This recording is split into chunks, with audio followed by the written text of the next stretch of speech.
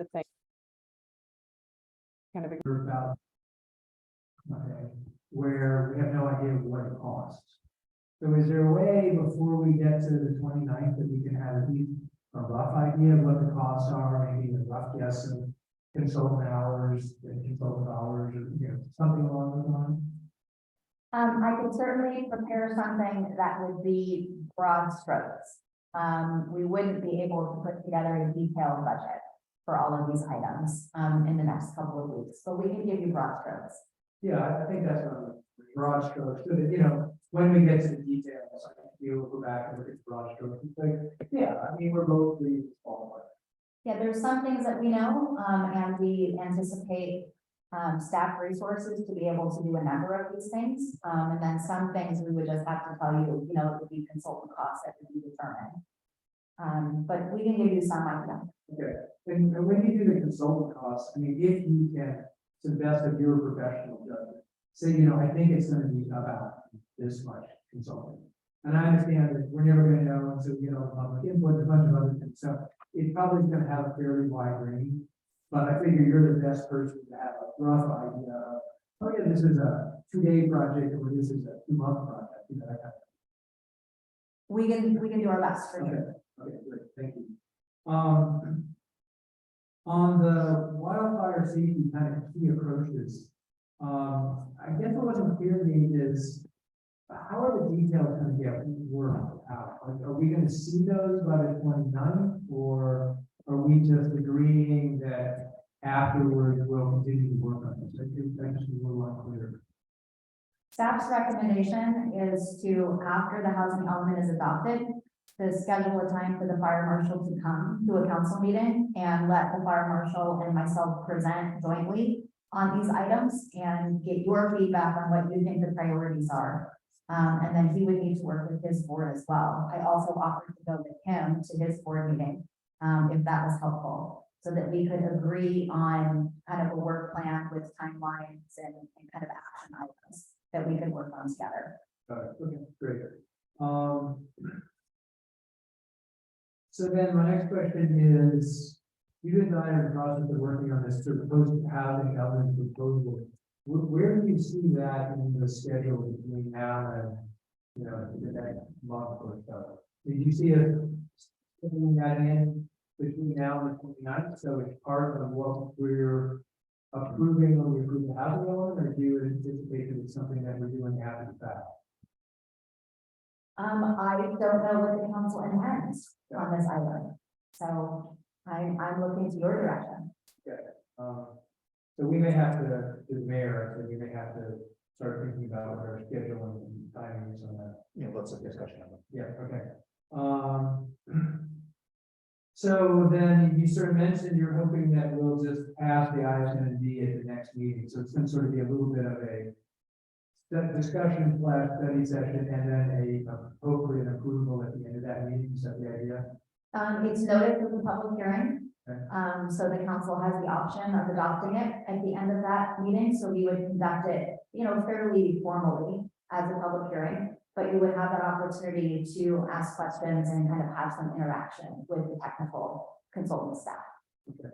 Because it seemed like there was from the last planning commission, a bunch of questions about, what goes in MMRP and, how much stuff we put in, and do we put it in some other document? So you're envisioning that would all happen at this next meeting. Yes, we can have some discussion if we're talking about the Tar Brothers item from their memo. We can have some discussion of that tonight. In general, staff's recommendation is not to add those items to the MMRP, the Mitigation Monitoring and Reporting Program, and that's what we indicated to the Planning Commission.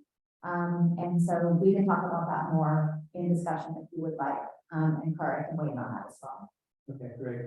And then the last one was on the church, the 0 setback. Is there going to be language similar to Willow Common and that property, where it's sort of the two owners of the property by agreement?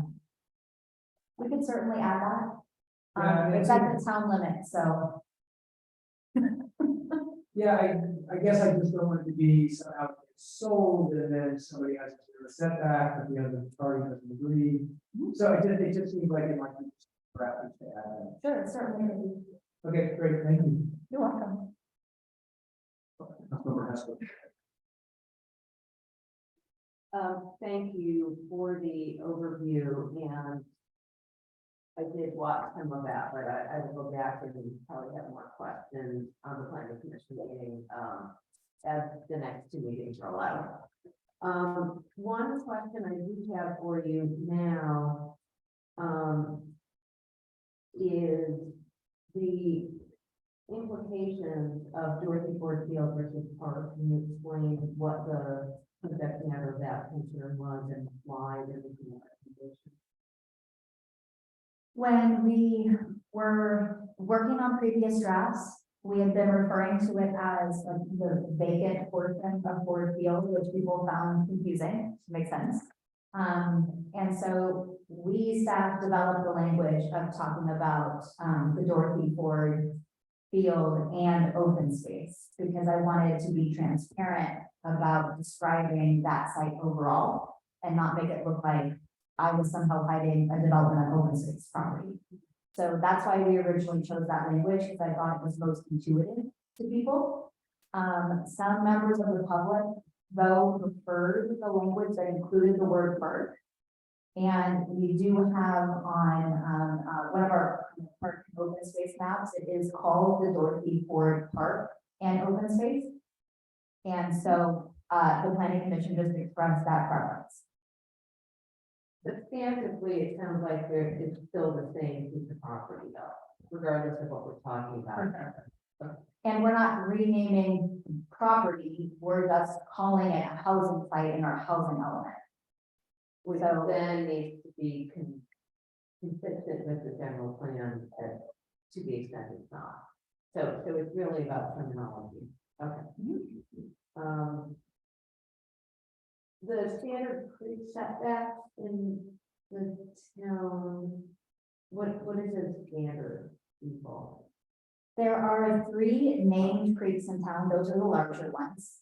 And those have creek setbacks that are established by the size of the property. And those are the ones with the bigger creek setbacks. I don't have internet, so I can't look it up, but it's like 35 to 50 feet, that kind of range, very good. And then in the other, either ephemeral creeks, smaller creeks, or drainage facilities that we have throughout town, they're actually established normally through an engineering process. There's not a numeric code standard for them. I see. So that's the subtlety that you were referencing about aesthetic purposes and the subject to engineering. Requirement. Yes, exactly that. Thank you. What was the significance about the opt-in housing diversification program? Again, just the terminology. They just thought that it was more descriptive and help people to understand the intent of the program. So just terminology. Through the chair, Judith, to your question around setbacks. This is for those who are following along at home in the code 1859030.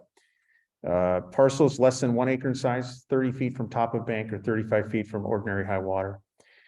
Parcels 1 acre to 2 and 2.5 acres, 45 feet top of bank or 50 feet ordinary high water mark. For those properties that are 2.5 acres or more, 55 feet top of bank, 60 ordinary high water mark.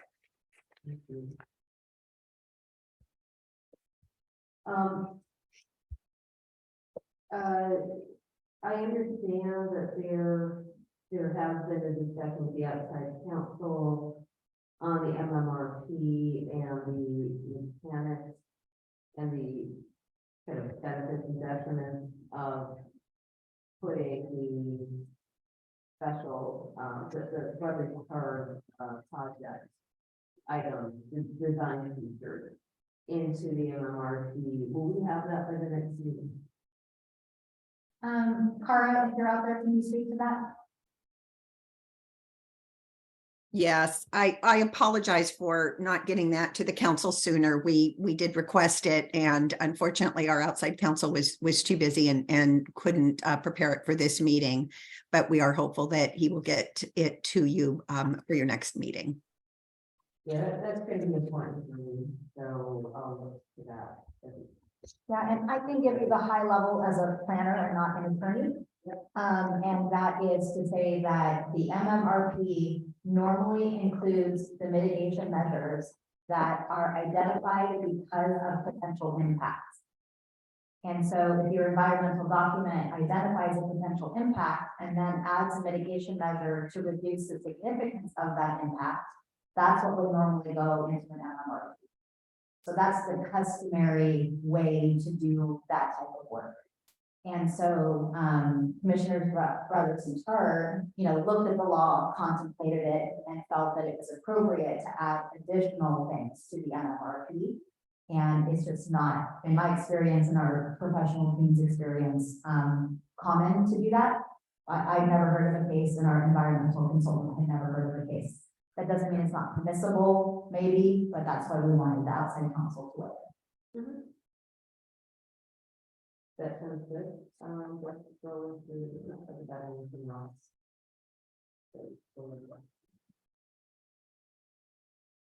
Oh, have there been an SB9 application? We have an application right now for a new single-family home, an ADU, and an SB9 unit. And then we think we're going to shortly receive an application for an SB9 lot split. Okay. And yet we don't include any of those in our housing element site identification, right?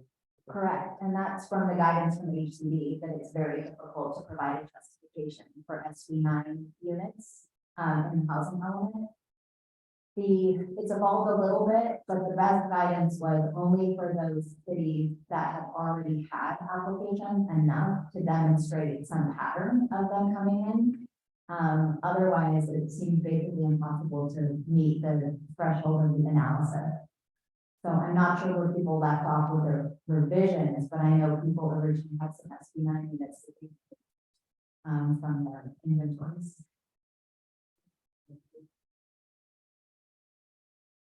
Okay, those are my questions. Thank you. Thank you. Vice Mayor Wong. Thank you, Laura. So I'll start also with opt-in, and I was trying to, refresh my memory of all the conversations we had about pros and cons of SB9 versus opt-in, and obviously, there's some carrots associated with opt-in. I guess one thing I want to be really clear on, because I'm concerned about the process and the kind of trickle-down impact to little communities as these opportunities come up within the neighborhoods, given what we went through with the housing. And so my question is to clarify, so the objective design standards will be determined by the Planning Commission. Is that correct? They could be drafted by the planning commission and approved by the council, or the council could delegate that authority to the planning commission to establish them. Okay, and they will be a combination of certain kind of custom ones that you've listed, topic areas in your report, but then obviously also the 5 safety bullets. So it'll be a combination of those kind of 2 categories, if you will, likely. The safety criteria would have to be met for every project. Okay, And we would be providing more detail on the safety criteria, about how it would actually be implemented.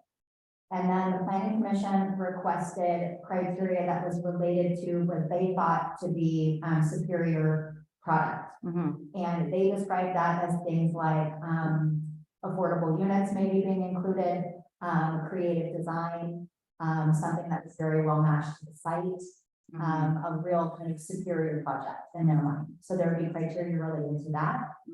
And then presumably there would also be objective standards that we would write that would talk to very specific things, like maybe lighting, or the direction of lighting, or privacy concerns, or some of those things that we regulate normally to try to ensure that there would be minimal offsite impacts or impacts on neighbors. okay. And then once that's defined, whether it be the planning commission or a combination of planning commission and the council, then the process would start within a certain timeline for this open, I want to get the language right, but what had been proposed as the call for projects.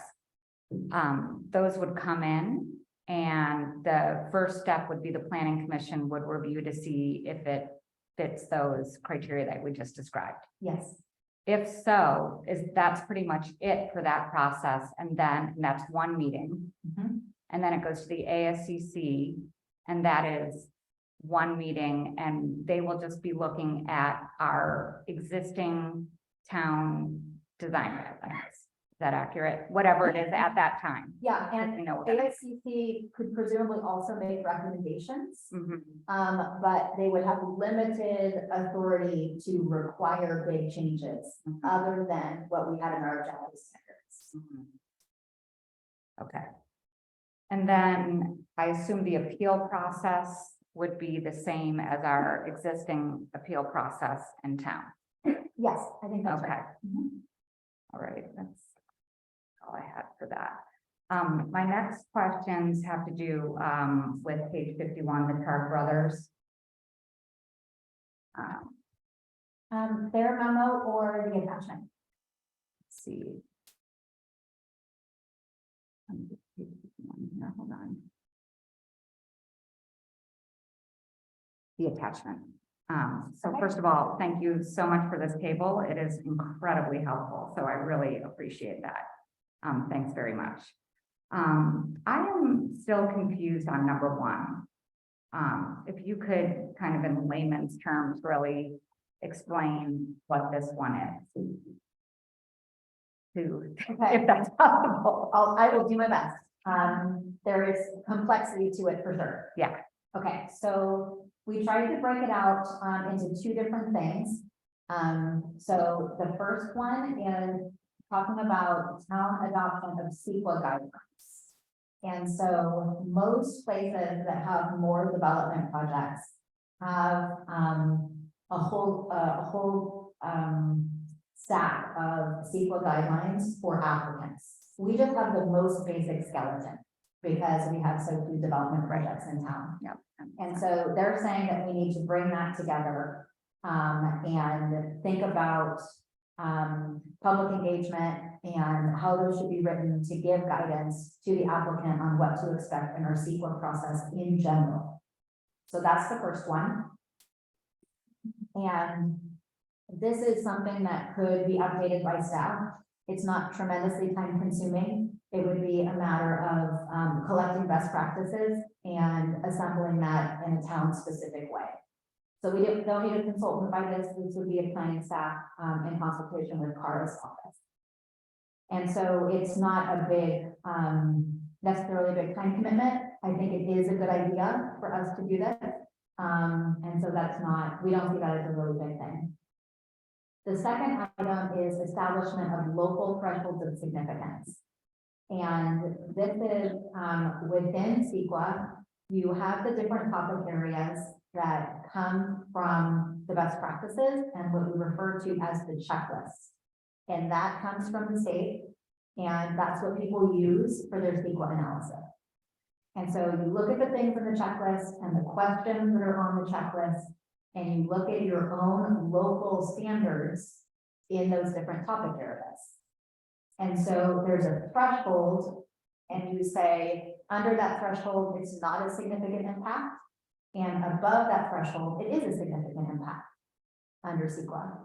And so under the state law, cities and towns have the option of adopting local thresholds of significance, or you can use the ones that are commonly used from state agencies, regional organizations, some of your own kind of best practices or policies, or we rely on the experts in those fields to make suggestions on thresholds of significance. So this is where some of the art of CEQA comes to play. It's like really where the art meets the science. And so they're suggesting that the town should establish our own local thresholds related to these particular areas which are on that checklist that I mentioned. So aesthetics, parks and recreation, public services, and wildfires. And so this is a pretty meaningful piece of work. And it would require consultants and some time and some budget to do it.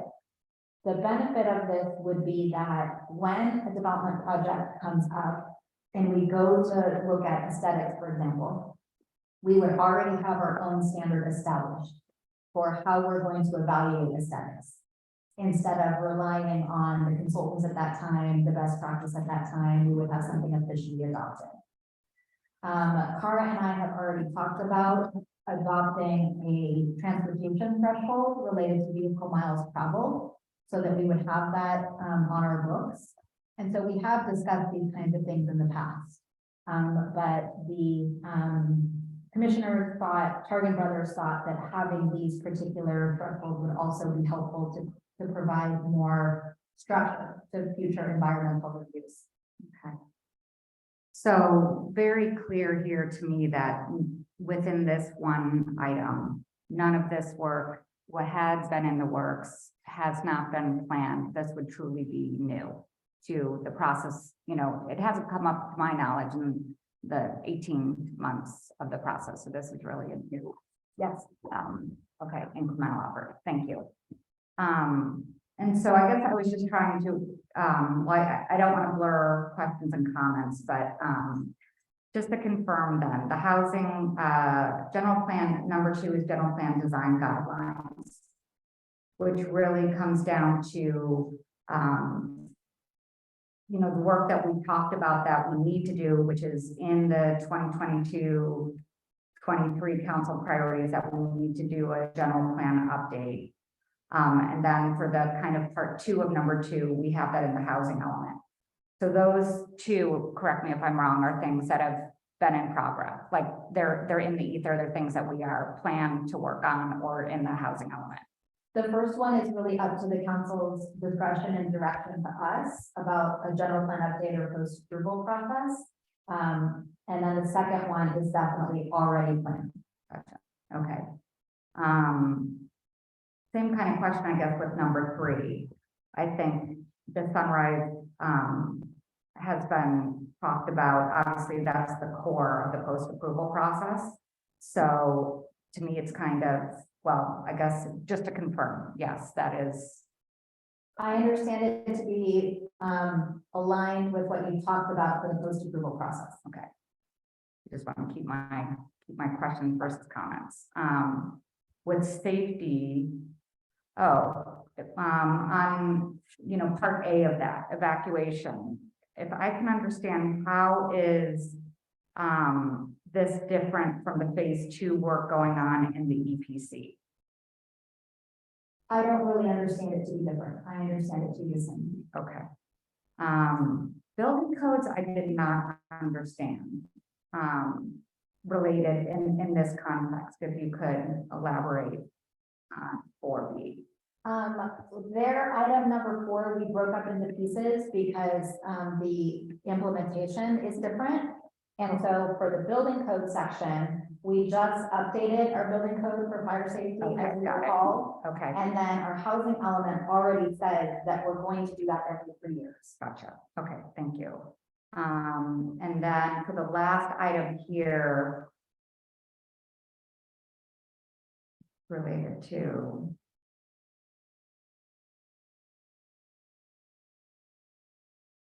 this is related to the this is in the evacuation plan or not, if you could elaborate on that one. Final recommendation shall be provided by council with. These are the maps, right? Yeah, Primarily? I understood it to be like kind of all the things above it should have a relationship to the fire maps, the safety element, and that whatever recommendations came out of all of these other actions should think about the population growth that is potentially coming from the housing element. So when I understood Targan Brothers to be concerned that there wasn't enough consideration of the population growth that would happen with the housing element and how that might trickle out to other areas of like town interest or concern. Gotcha. Thank you. All right, that's it for that. On key approaches, this was also really helpful to see it laid out in this way, and I think it's particularly helpful for the public, to see it laid out this way, in black and white, and get an understanding on where we are and where we're going. And so I guess with this, I'm sorry for belaboring this. I'm trying to clarify again what's in progress versus what's new. And so without me going line, I mean, I could ask the question line by line, or to me, when I read through it, it seemed like a lot of this was in progress, and I want to make sure I'm clear on that. I think it's great that we have it. I love that it's, really clear in this way, but I'm just trying to understand which aspects are incremental.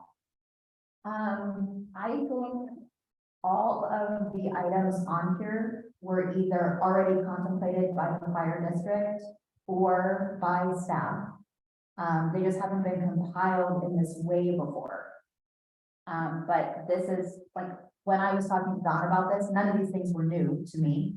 He was just describing some of them differently, and we organized them differently. Okay, thank you. Then I guess my last question is, when you think about this is a process question, I guess, when we think about the proposed project design features and the key, key approaches. When you think, I haven't been through an adoption of a housing element, so when we think about elements like that and the housing element document, like how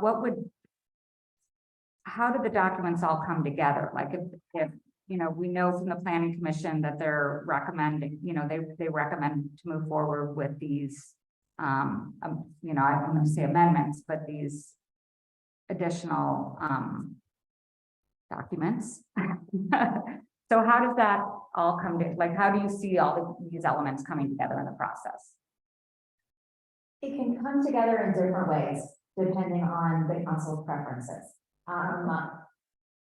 We always have the option to adopt things by resolution, but at the same time in parallel to the housing element and not changing the housing element. So if you wanted to make a commitment to do certain things, if you wanted to direct staff to do certain things, like those would all, be your choices. In terms of the key approaches for fire safety, our recommendation is to treat that separately. Because we think it makes the most sense, and the number of those items are within fire districts lead authority, not the towns. And it's more of a commitment for collaboration and an opportunity for the council to help prioritize that work. For the Chard Brothers project design features, that one's a little bit different because we do have that specific recommendation from the planning commission to integrate these measures into the document. So there are things that we could add or be more specific in the housing element itself. You will hear more as we discuss about the potential for integrating into the mitigation measures in the MMRP, or it could be some other completely different thing. You could integrate them into your council priorities. You could establish a different document. You could make these part of the post-approval process. So wherever you think that they best fit, I think there's a lot of choices. Okay, thank you. Thanks, sorry.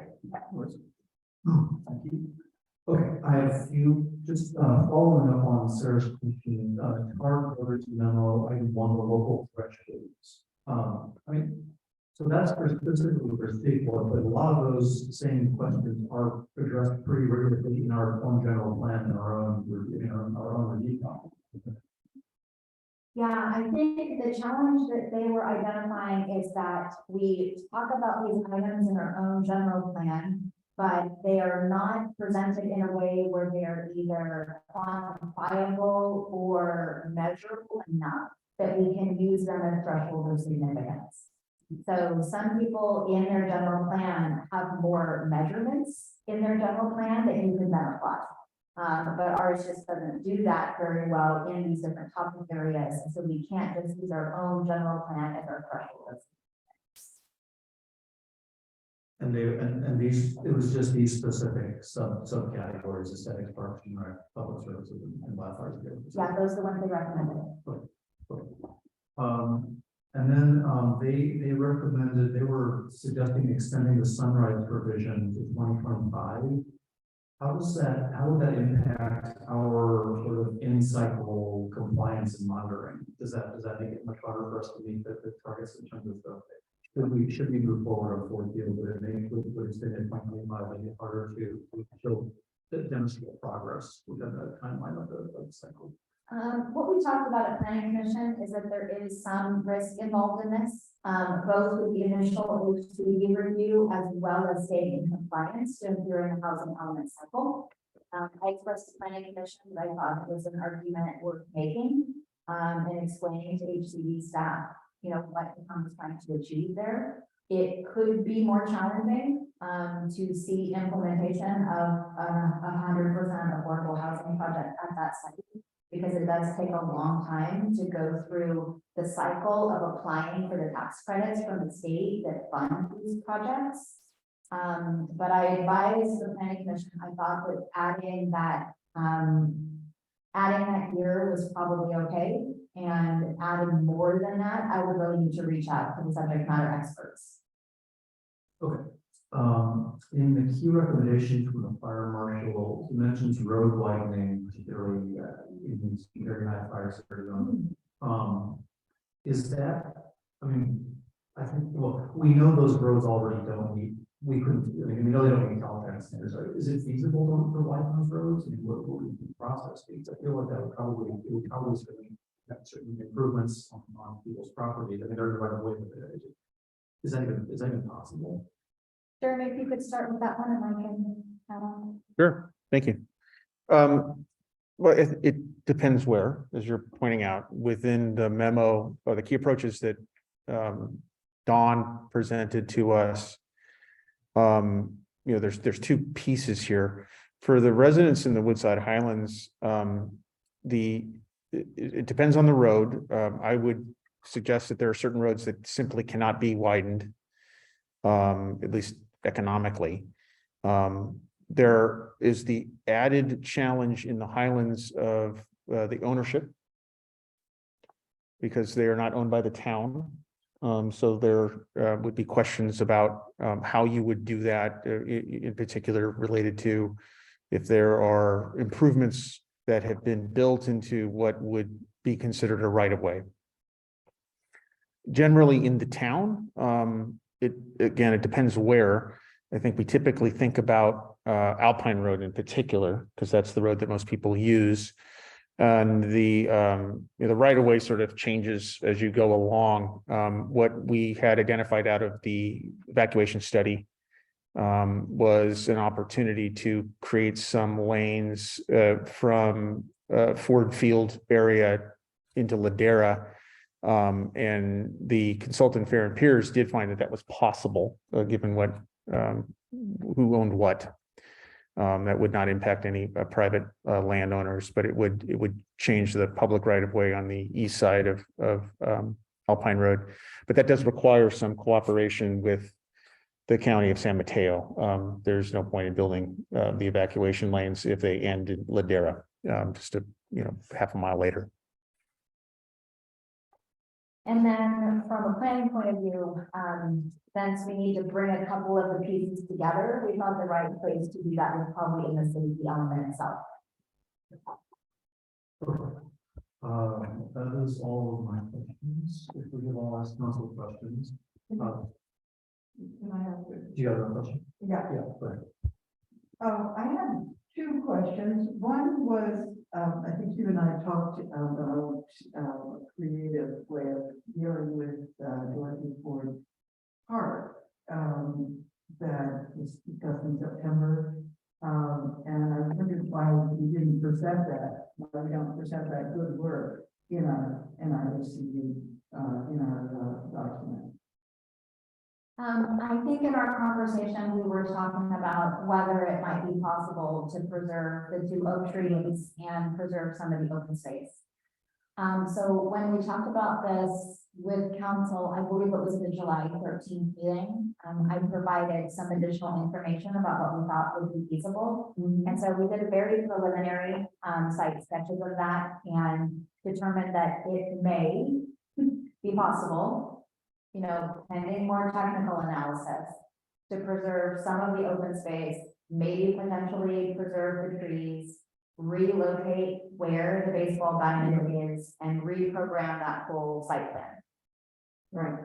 But that would cost a lot of money, presumably, to do But all is of there any reason not to put that kind of work into this document? I mean, whether or not we can do it or not is another thing, but is there something, is it better to do it later, or is it better to include it in the document so that we have a place to it?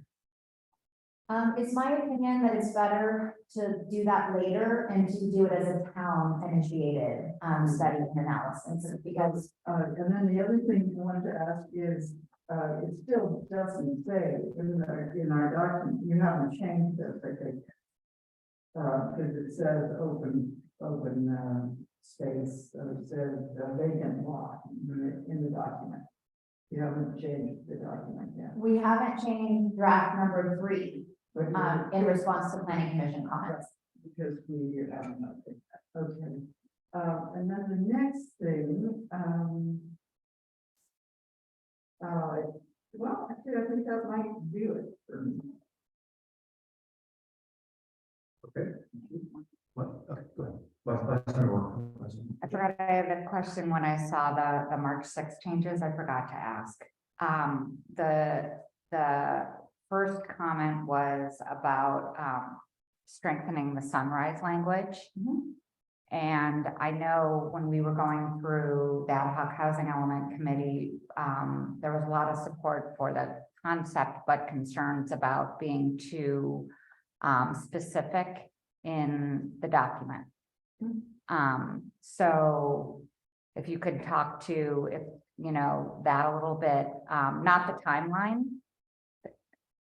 element of it, just really being forward about having a sunrise, which is, you know, different from where we were before. So, and the risks that you might perceive of that is really the question. Sorry. Okay, so a little bit of recap. If you're not all familiar with this conversation, the sunrise concept came out of the planning commission. When council discussed it, we did have pretty serious reservations about specifying this in the housing element, that this was the intent, was to wait to develop it. And so we left the language pretty general in the draft of the previous draft of the housing element. And that was intentional because we didn't want to draw a lot of attention to this. We were trying to think about the housing element as a whole and present this whole housing element. We wanted to be cautious that HCD would take it serious that the town was going to develop this site. And then as the way all of this has evolved, I think getting the comments back from HCD, we have more confidence in the package overall that we've presented to them. And in thinking it through, it does seem reasonable to explain to HCD what we're doing, as long as it's pretty specific. So I think we should go from it being kind of vague right now on purpose to being specific on purpose. So that this was a lot of discussion of the planning commission, was to really think about it as like the town really is committed. Like we're serious about looking for something else. And if something else doesn't work out, we really are going to do this. And including more specificity, hopefully that kind of pushes us over and makes it more acceptable to HCD, as long as they believe that there's still enough time in the 8-year housing cycle to be able to, you know, have a project come to fruition.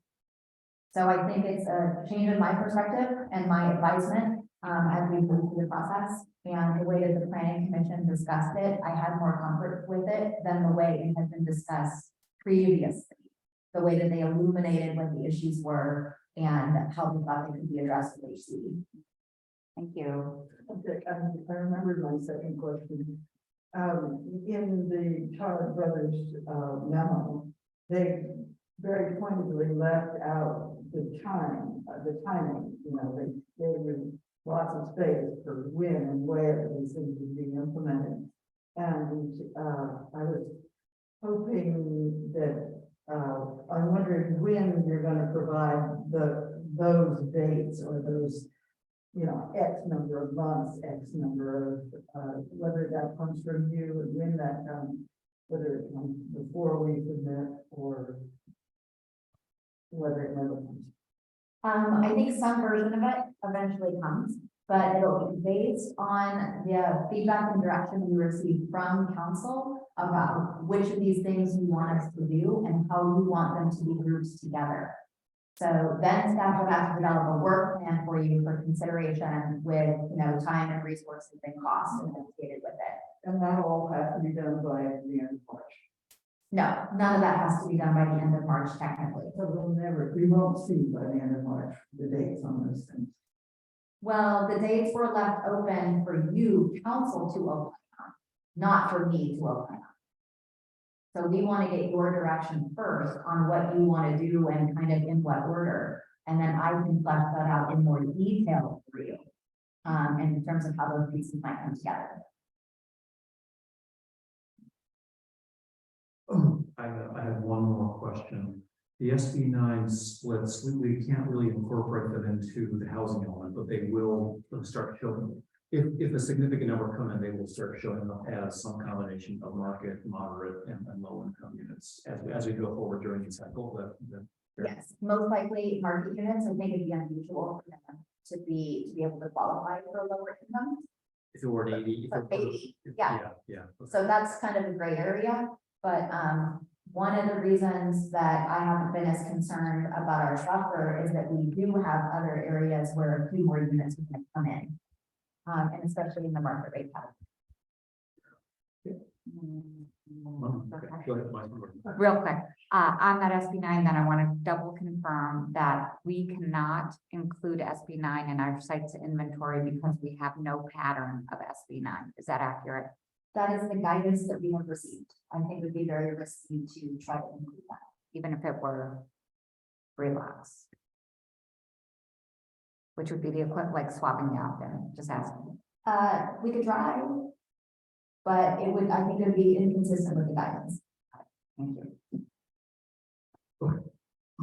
Our next step here is going to be public comment on all the items from the presentation, but I'm going to put my prerogative as chair and ask for 5 minutes before we go to public comments, and then we'll be able to fairly lengthy comment. So we will begin public comments on this at 8:35. Yeah. Okay. You did a good job. Thank you. We'll continue to do so. Thank you. Okay, thank you. We are back. It is 8:36, and our next step here is going to be public comment on. To be clear, this is the one public comment for the entire for everything. We will have a separate discussion of those items, but right now we're asking for all public comment on everything. All the discussion in this meeting. So raise your hand on Zoom or on the room. And I have a hand up on Zoom. It's Karen Askew. Karen, go ahead.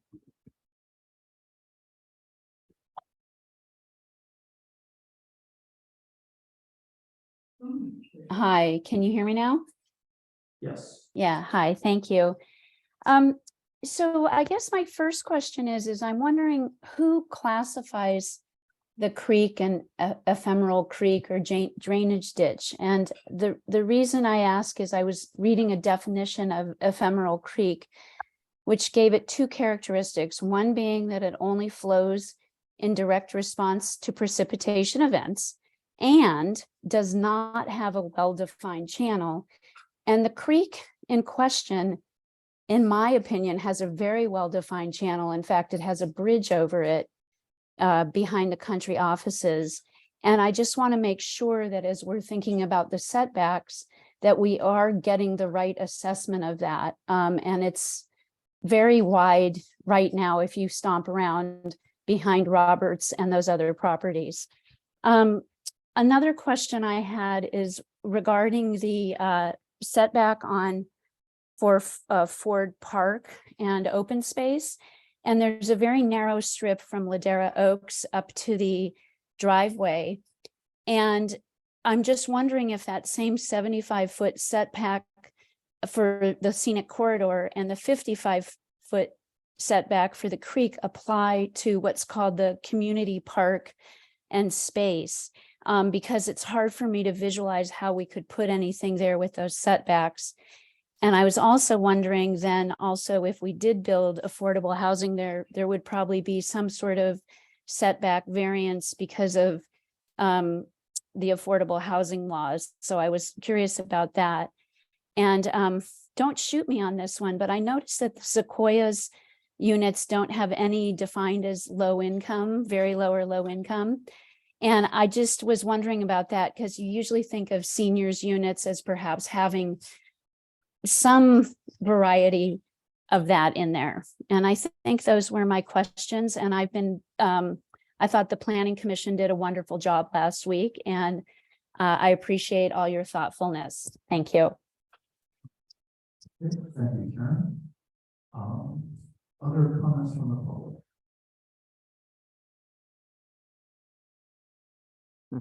I do not see any hands up on Zoom. Which doesn't seem right. Oh,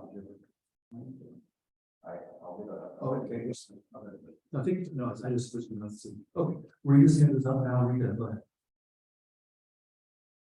Hi, I want to thank you for taking my comment. Unfortunately, there's so few people on this meeting tonight, and there seems to be an issue with the recording.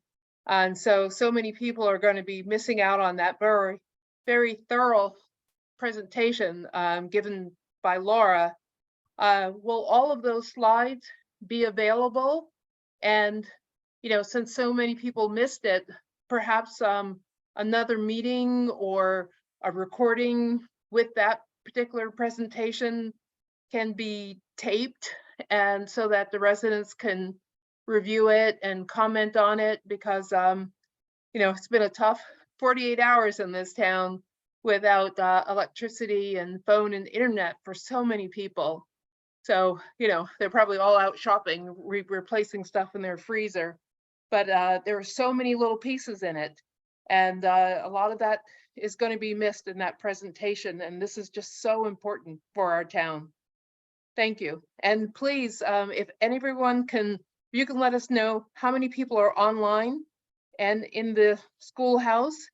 And if you could also, all of you, speak into the microphones, because, you know, the transcription thing is kind of working, but there's a few members that are speaking not directly into the microphone, and it's making it hard. And also the transcription is making it awfully funny what you're saying. Thank you.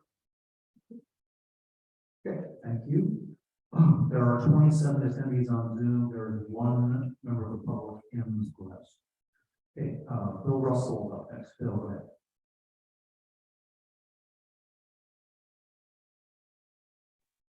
Can you hear me? Yes. Oh, good. I live at 200 Northwest Avenue, and I have a couple comments with respect to the vacant lot at 4394 Alpine.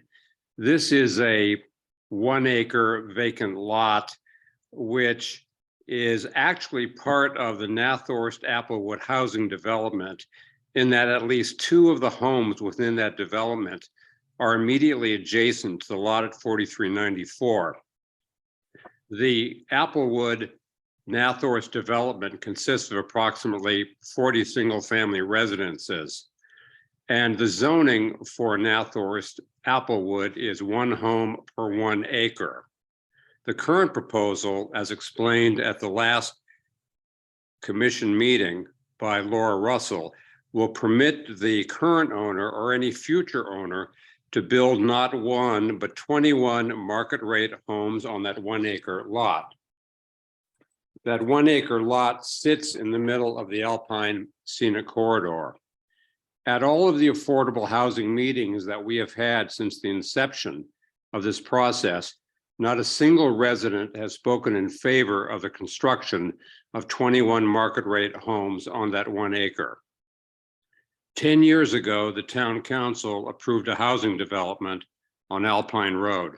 In a referendum that followed that vote, the action of the town council was rejected and the scenic corridor has remained as it is today.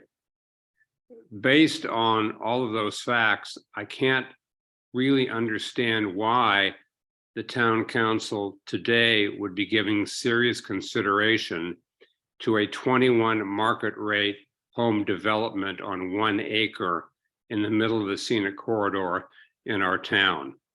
There are other sites that have yet to be explored.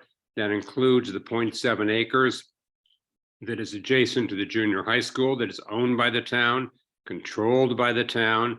There is also the town center. I think it would be a mistake to go forward with 4394. Those are my comments. Town Manager Dennis. No, but please, let Judith go first, yeah. I do want to ask if we're going to talk about those 3 properties that I just cut out. So we need to be clearer. Well, the guidance I got from the town attorney was that we could hear public comment on all items, but that's you just can't participate in discussion of them. Okay. Yes, that's Trouble pulling up your email. Town Attorney Silver, can you just clarify that for us? Yes, Mr. Mayor, you're correct. The way we have bifurcated this is that the comments, the public comments can relate to any issue, including the 3 Alpine properties. And then when it gets to the council discussion or discussion questions about those particular parcels, we will segment the decision and discuss those parcels first before and have the conflicted members step out at that time.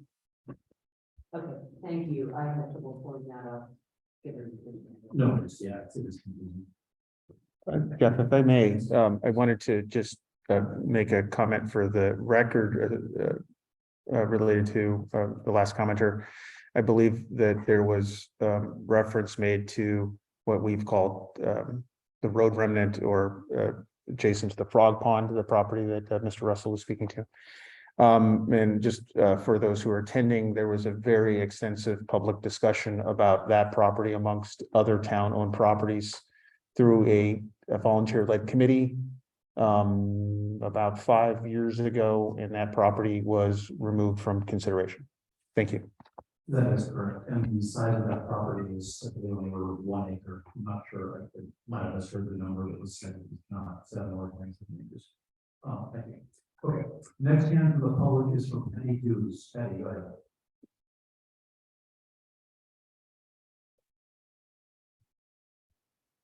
Can you hear me now?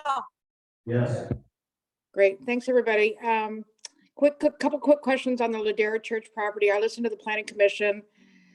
Very pleased to see that they agreed to honor the 75-foot setback on the scenic corridor.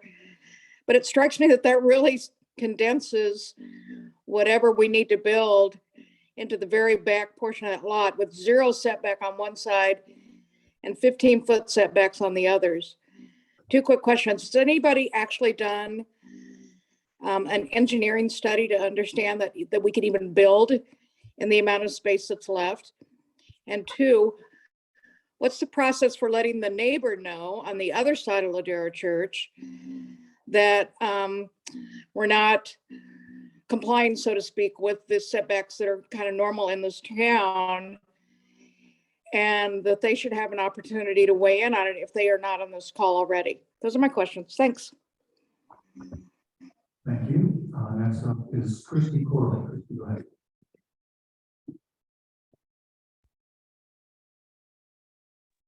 Yes, thank you for taking my comments. I'm concerned that maybe the recording was not started for 45 minutes, and I'm wondering, and that would be all of Laura's presentation and a few questions from council members. So I think it will be very important for her to present again next week and not just focus on the ISMND. I think each meeting, since we have 3 in a row, need to be as thorough as possible and not selected just for the ISMND. We need the opportunity because of the circumstances this week with not being able to see your faces, your voices are muffled, and then lack of recording. So it's super important that the residents are educated. I am still concerned about the opt-in program, and I have a question. Is it true that no other city in the state offers such an opt-in program? And that the Senate and the Assembly passed an SB 9 program, but it did not pass anything similar to an opt-in program.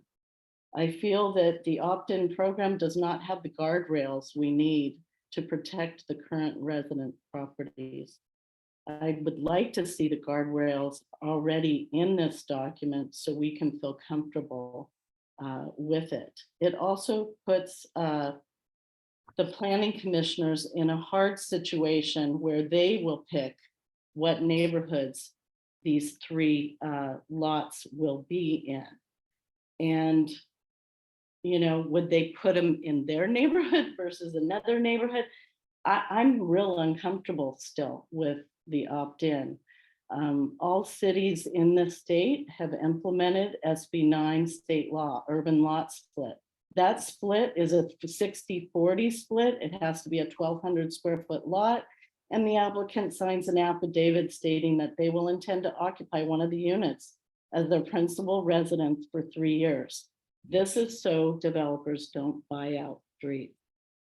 And it also has many other guardrails, but that's just to name a few. What date was the Dorothy Ford Park added to the housing element? I don't believe it was in the housing element from the very beginning, and we need to know what date it was added. Why would Ladera Church be upzoned to 20 units when their desire is to have 9 units?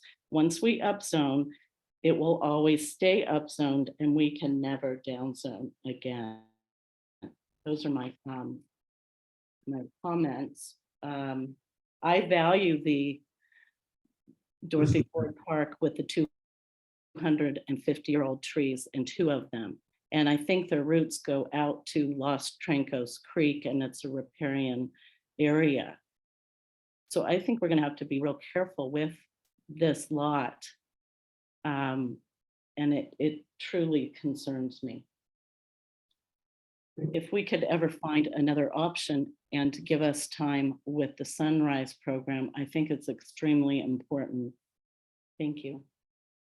Okay, thank you. Next up is John Silver. John, go ahead.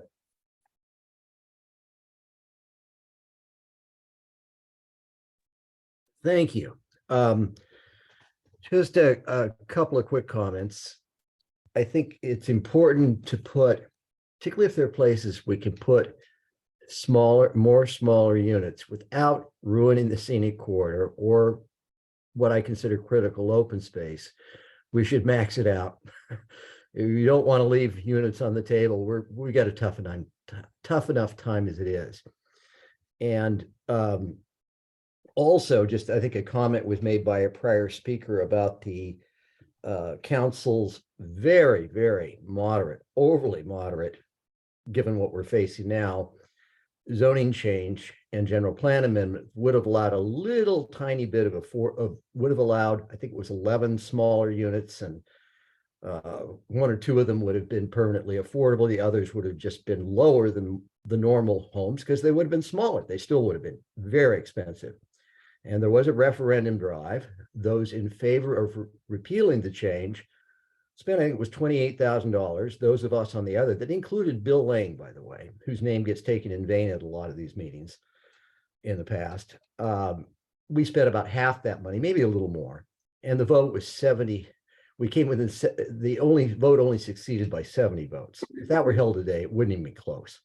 In this last election, by the way, those who attacked Mayor Hughes and the town spent something in the order of $50,000, maybe more, if you add it all up. Those of us on the other side, probably under 5,000 total added up. So let's keep our facts about democracy straight. And the really tough thing, as I said last week, is that given that most of the land that would be primed for development and easy to develop, like Websterwood and Palo Alto, is already developed. And most of the other land is either in permanent open space or ought to be, or is really hard to develop because of the geology.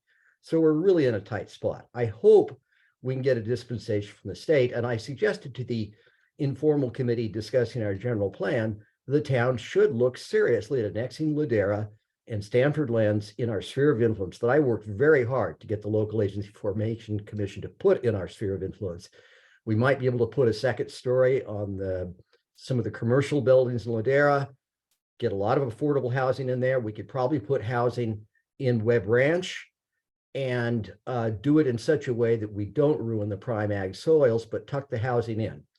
And it could be housing for people who work at Webb Ranch, possibly even at Slack, there'd be a chance for that. Anyway, I think there are innovative things we can do. And the sunrise provision that Craig Taylor and I think it was Nicholas Targ developed gives us the time potentially to do that without ruining beautiful parts of our town. Thank you very much. Thank you, John. I don't see any other hands up on Zoom right now. Is there any comment from the schoolhouse? Bob Allen.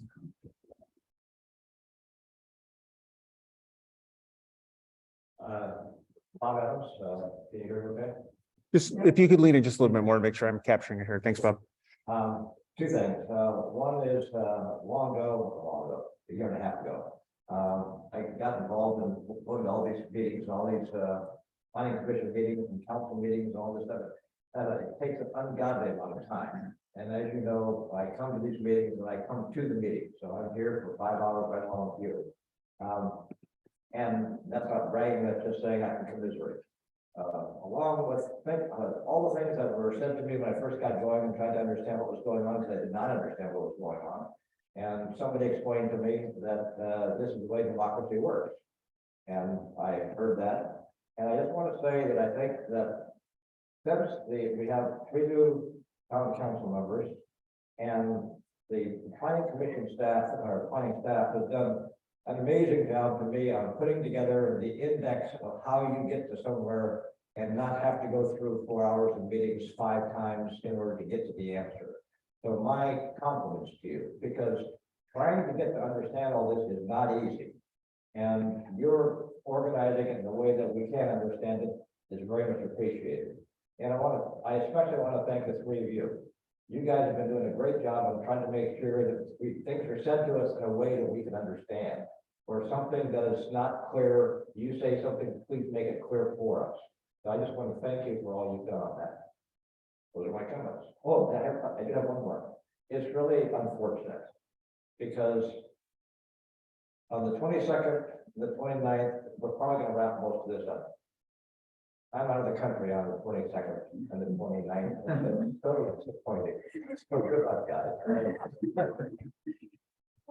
You can't listen in wherever you are. Hi, buddy. It's all the same time zone. So. Thank you. Okay, I do not see any other hands up on Zoom or in the schoolhouse. There are now 29 attendees on Zoom and there's still 1 member of all of these. If there are no other public comments, then we will move on. Oh, one more hand is up. Greg. All right, go ahead, Greg.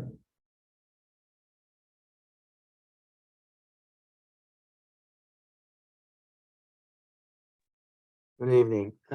Enormous amount of effort's gone into preparing for this session, and so I want to support a couple of comments made by previous speakers. Look, a lot of the presentation, the first part of it is effectively inaudible.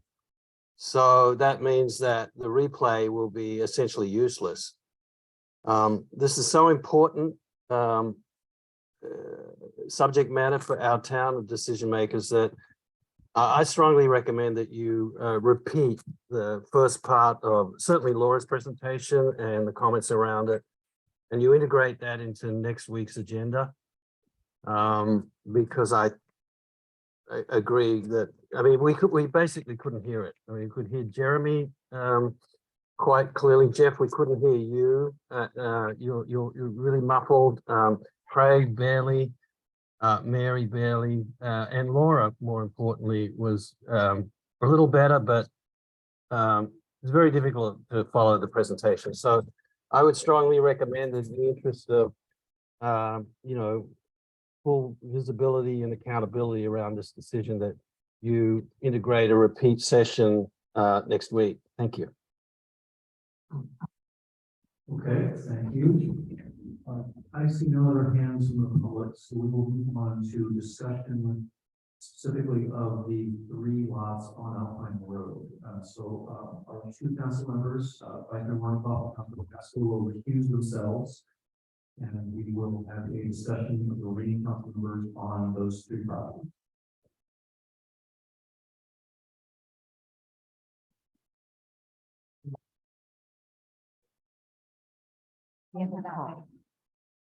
My car's that way. It's quickly here. Oh, no, that's fine. I just not, if anybody's looking for me, I'll bring my car. Oh, okay, that way. Oh, perfect, yes.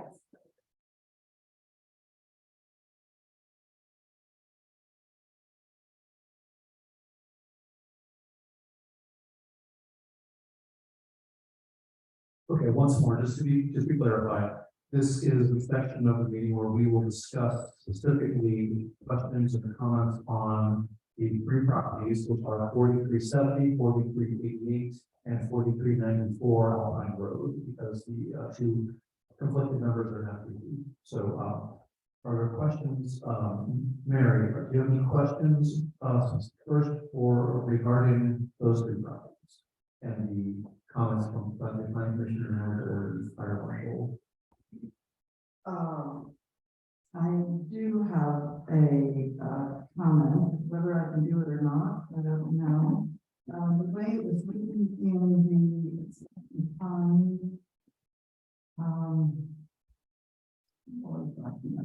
at the moment, but one of those, Jim White's second lot, the way it's provided, is it true that that would 20 acres, 20 units an acre would, because of the Mullen Act, the Mullen proviso, be a much larger number if it was sold to another person, for example. Does that make any sense to you at all? It does. Thank you. I'm talking into 2 microphones so that I'm hoping somebody can hear me. Okay, so we are talking about, And to be clear, this is 4394 Alpine we're talking about. yeah, we're talking about, Next to Willow. yeah, and it's vacant. It is 1.18 acres. It has a proposed density of up to 20 dwelling units per acre. And so when you apply that density out, it could potentially, we're allocating 21 units to it. So that's what the allocation is. You're referring to something that's called the state density bonus law.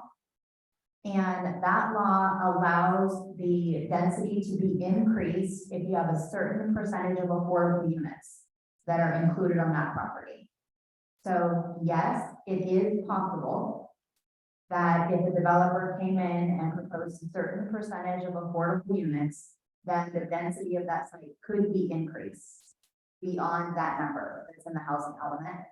And it is possible that they could request concessions or waivers of some of the town's development standards. So that is imposed by state law, and it is possible. And what number would that get you to? It varies by the percentage of the affordable units. So it would depend on their specific proposal. At a maximum.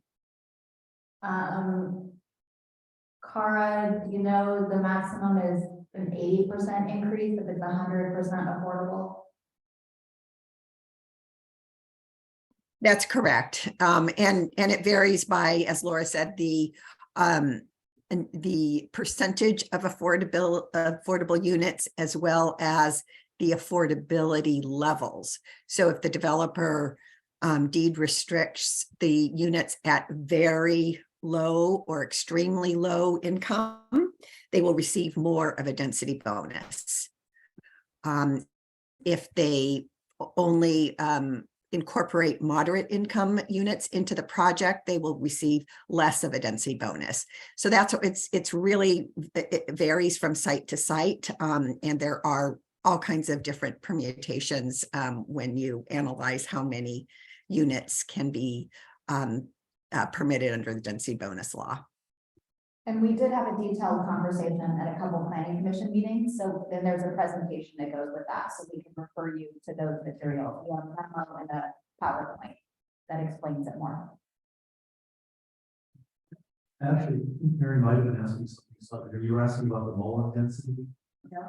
Which is, can you explain that? Because the 20 units per acre is the Mullen limit, which basically says that if you zone that density, the housing is sort of inferred to be lower, very low income.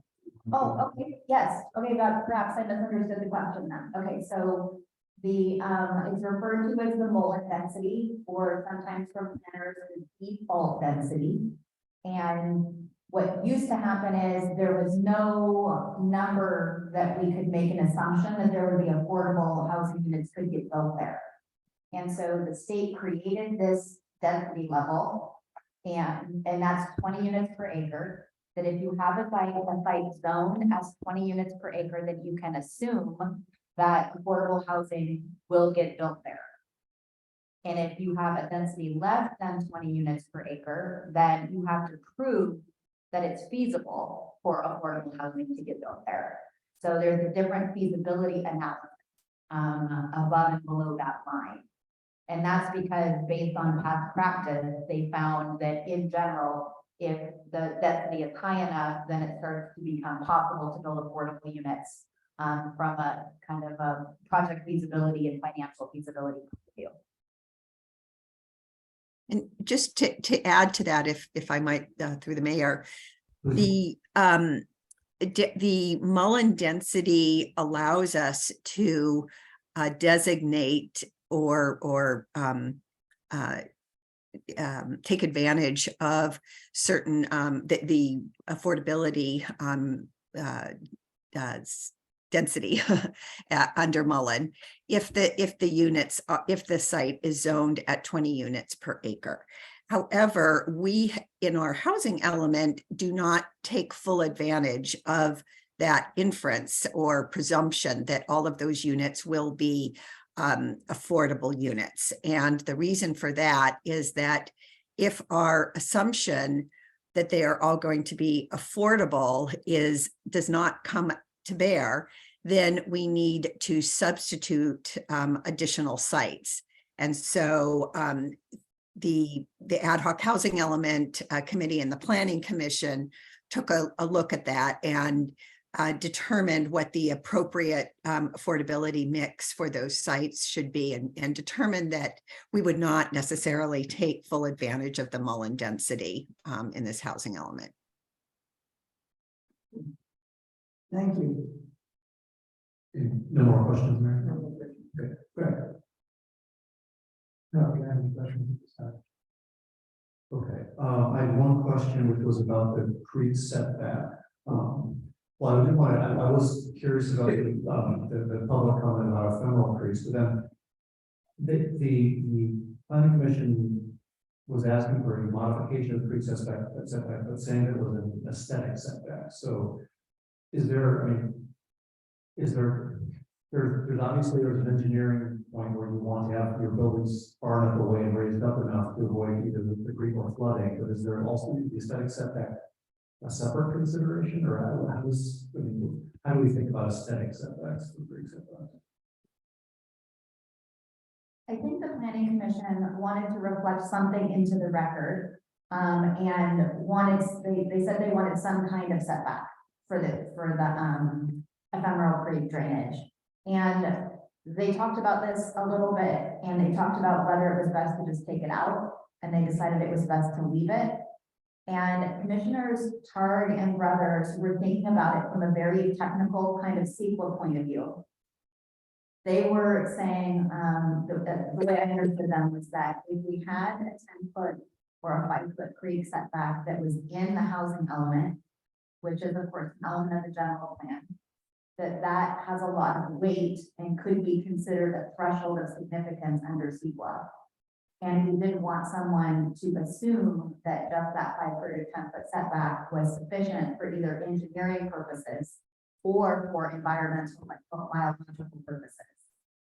And so they were saying they wanted to include something, but they wanted to call it an aesthetic setback to differentiate it from an engineering or environmental setback. So that's just the word they chose because we can regulate things aesthetically in planning, you know, as a common practice, separate from how we might regulate environmental or engineering considerations. Thank you. Okay. There's no other questions. Are there any comments or discussions specifically on those 3 lots?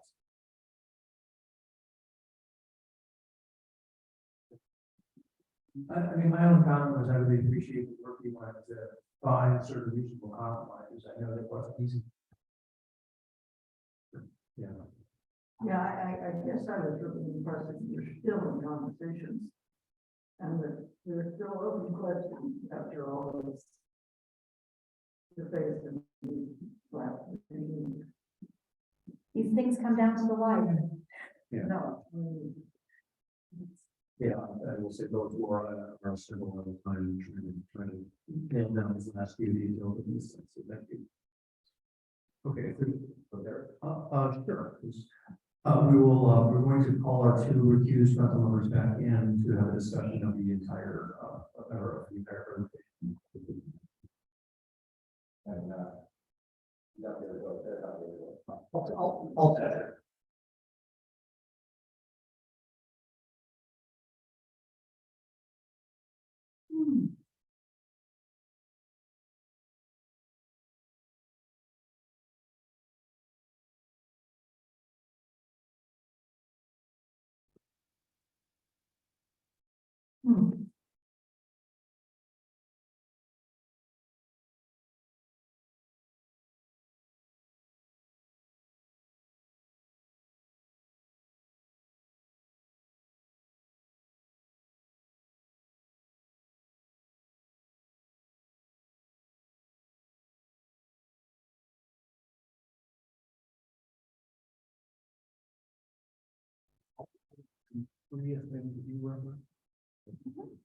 So I was typing in the phone was auto-correcting to anything else. I told Sarah she could come back. He's very confused right now. No, I fixed it. It's the phone. You can't possibly say that.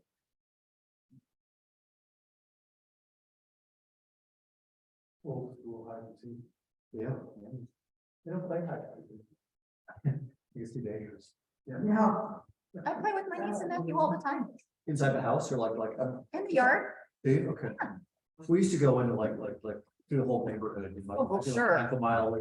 I don't think anybody does that. No, no one does that anymore.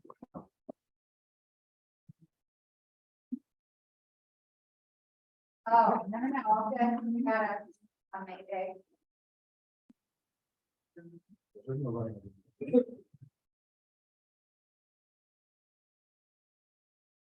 Okay, our 2 other council members, Commissioner Warren, Councilmember Pascal, and Matt Dice. So for the rest of this discussion, what I guess. What do you specific thing you're looking for from us or any specific guidance? I mean, obviously we'll make comments on the planning commission comments and the fire marshal's recommendations, but is there anything specific you're looking for? This study session. We are looking for any significant issues, red flags, so to speak, that you see in the housing element that you think need to be addressed in the next couple of weeks. If you need additional information on things, to be able to answer questions that you have and conduct the level of discussion that you need to have. On the two tables, with the key approaches and the design features, any initial thoughts that you have about, how those could or should be integrated, so we can begin to think about that. I think those are the main things, and then, general comments or even any specific comments that you wish to make on the housing element, we'd be very happy to see as well. Okay, thank you. Does anyone want to start this round? On the line again, or? I don't know if you want to break it up into a conversation about the housing element content, as opposed to those two, the two tables, you know, with the design features and the fire resilience items. And to the points, we're not specifically discussing ISMND in this conversation. We're thinking that will become the part of that. Yeah, I mean, if it comes into your discussion a little bit, that's fine, it is agendized, but we didn't plan on really focusing on that. Okay, so yeah, that's, the housing elements, comments, questions, clarifications, Mary, do you want to start? No, I enjoyed understanding it better. I don't really have any commentary. Correct. So on the housing element, I think my main issue is still the sunrise provision, and getting details. I still don't feel I see the details, and I understand that through this process, it was intentionally vague, and we made it more specific. But I think the last planning commission, and certainly our original intent, was to be clear that we're putting down a marker, but also to be very clear that we're not planning to do anything for 2 years because we're going to look for alternatives. And in particular, I want to make sure that if we find alternatives, that it's clear to HCD that we're not going to develop Dorchester Park. I think that needs to be part of sort of setting down the marker. And then there was sort of a conversation in the planning commission as well, as this isn't, we're looking for more vacant lots, this is, we're finding an alternative, whatever that alternative is. It might be another vacant lot, it might be something else, so I think it's important that we're looking for alternatives. With the understanding that that alternative basically has to meet the same kind of set of check the same boxes that the four field developed for park development and for Schuylkill check. I mean, yeah, we have a specific ask on it, which is that it's developing, it's bringing very low income housing. The alternative, even we're talking about whatever it is, we have to. I just want to set the expectation basically that we have to do the same thing that if we were to build 50 very low income units, that we have to find 50 very low income units somewhere else, somehow else. Some alternative, maybe a combination of things, but yes, I mean, obviously we have to find a replacement for those units. Yeah. Other thoughts on that specific item? On the housing element? I was just, Yeah. Craig raised the sunrise provision, I thought. Yeah, no, I mean, I probably agree with that. And I mean, I think we're brilliant words by the planning commission. I think we need to do our very best to incorporate. I'm hoping, I think we've all assumed in agreement that we want to do our very best by that. And there was the suggestion that we extend from 2024 to 2020, basically add extra time to allow for that, so extend the sunrise to 2025. I assume you're comfortable with that. Yeah, I would heartily recommend. I'm given that staff is doing this, is somewhat comfortable with it, I'd be okay with it too. I was concerned that if we did start on 2025, we run up against someone's reporting requirements within it. We just do it, but we weren't going to make it. It's completely realistic too. Something like that, we're going to get it done. In which, I mean, I think it's a realistic expectation for those things. you mean extending to 2025, that will be alternatives, I mean, longer the chances are better, obviously. Yeah, I think it's really important we extend it. I think the public is expecting it. I don't think the public understood the change to pare that time frame back. And in particular, if we're preparing to defend it, which sounds like, yeah, it's more comfortable than it's twice before. We should do that, we should do it very clearly. We should hit the ground running to explore every single alternative, and we should also hit the ground running to see if there is a different configuration. Even if it's expensive, I will want to see everything on the table, but in terms of what goes into the housing element, I want to tighten it up to be consistent with the 2025 timeframe and making it very clear. It's an alternative, and I'm assuming that your point of concern, yeah, they would need to be addressed. So I don't see any intent to undermine, you know, what we've got to do, Yes. that's in those units. Commissioner Rondo? Yep, I totally agree, Laura, particularly based on your description of now you will be intentionally very specific. I think that that's great, and I'm totally supportive of extending the timeline. One kind of question related to that is, will you bring, because I know that language, my understanding is that language isn't for us here today because that just came up. You're going to be working on it, I believe, with 2 planning commissioners. And so would that be for the 22nd or the 29th? Or would we? Staff would draft it, review it with 2 planning commissioners, and we'd probably have it on the 29th. Okay. But I think what I'm hearing from your intent is very consistent with their intent. So I think we can craft something that would satisfy all the parties. Thank you. Correct, I sort of hijacked that, but keep going. No, yes, thank you. I appreciate that. I think, obviously, I've got some stuff on the other 2 tables. But I'm reasonably comfortable with the rest of the housing one. Judy? So the areas I'm still not comfortable with and need to get comfortable with, and I will strive to do so. I still have great concern of the option program. I think it's hard to administer fairly. I like the planning commission's suggestion for how to run it if we do it. I think trying to push people to be innovative and to see if something creative can be a positive outcome is a worthwhile goal.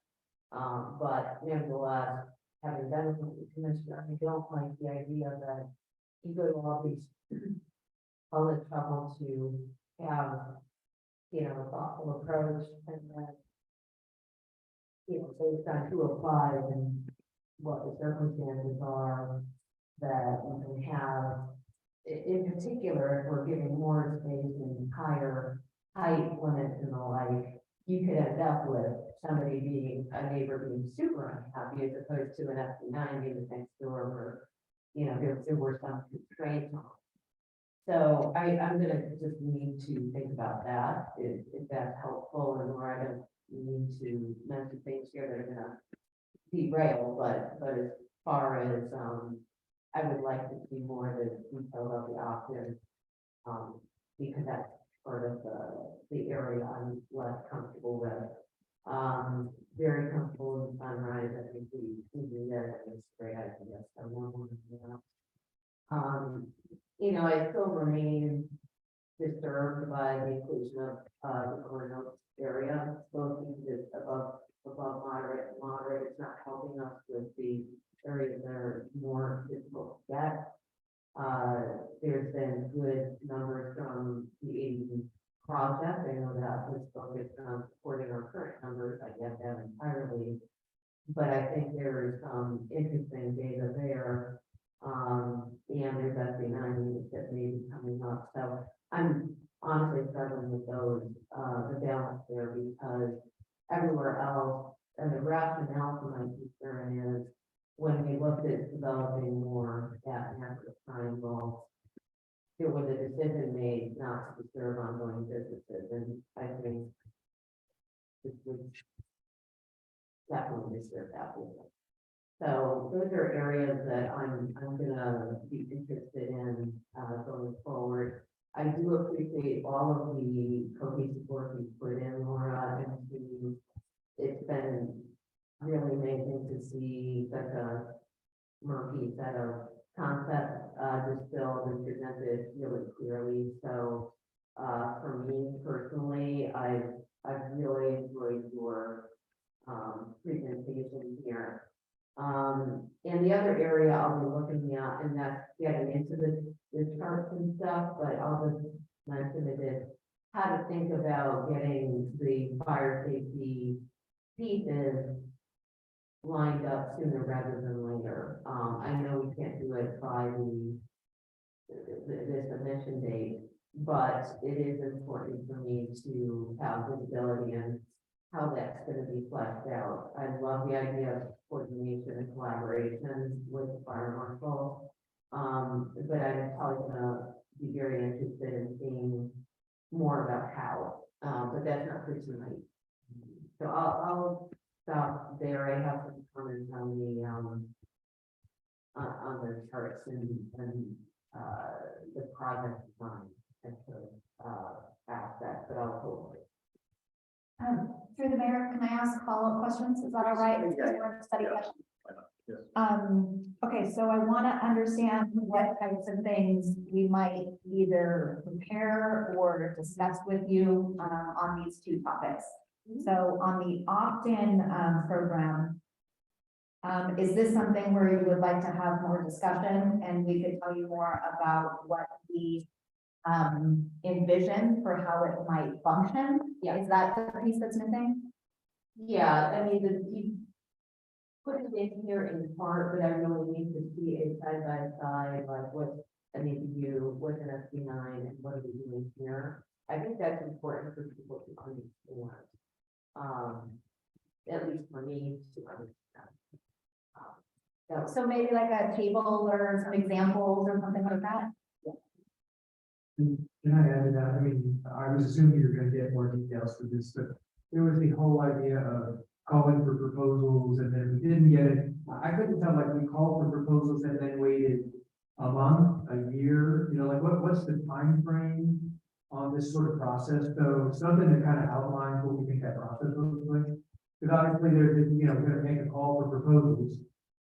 And then are we gonna take the first one that shows up or wait till they all show up and then look among them?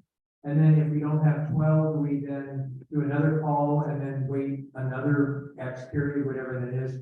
So that was one thing I was assuming at some point we're gonna get those details before we approve this. I mean, I get the high level concept, but I still am kind of murky in the details. I was not going to write that level of detail. Because I was not going to put that level of detail into the housing element itself. The idea was that that level of detail could be developed in the intervening 2 years or so and put into the call for projects. So that's what our current approach is, because when we started to get into this level of detail with the planning commission, it's very challenging to iron some of these things out when we're working on such a large document. So that's why we pulled back a little bit and focused mostly on the concepts and the things that the planning commission emphasized most strongly. So I would really be looking to you for a level of detail. We're looking for, you know, 2 weeks so that we could move forward on this, you know, if you're ready to.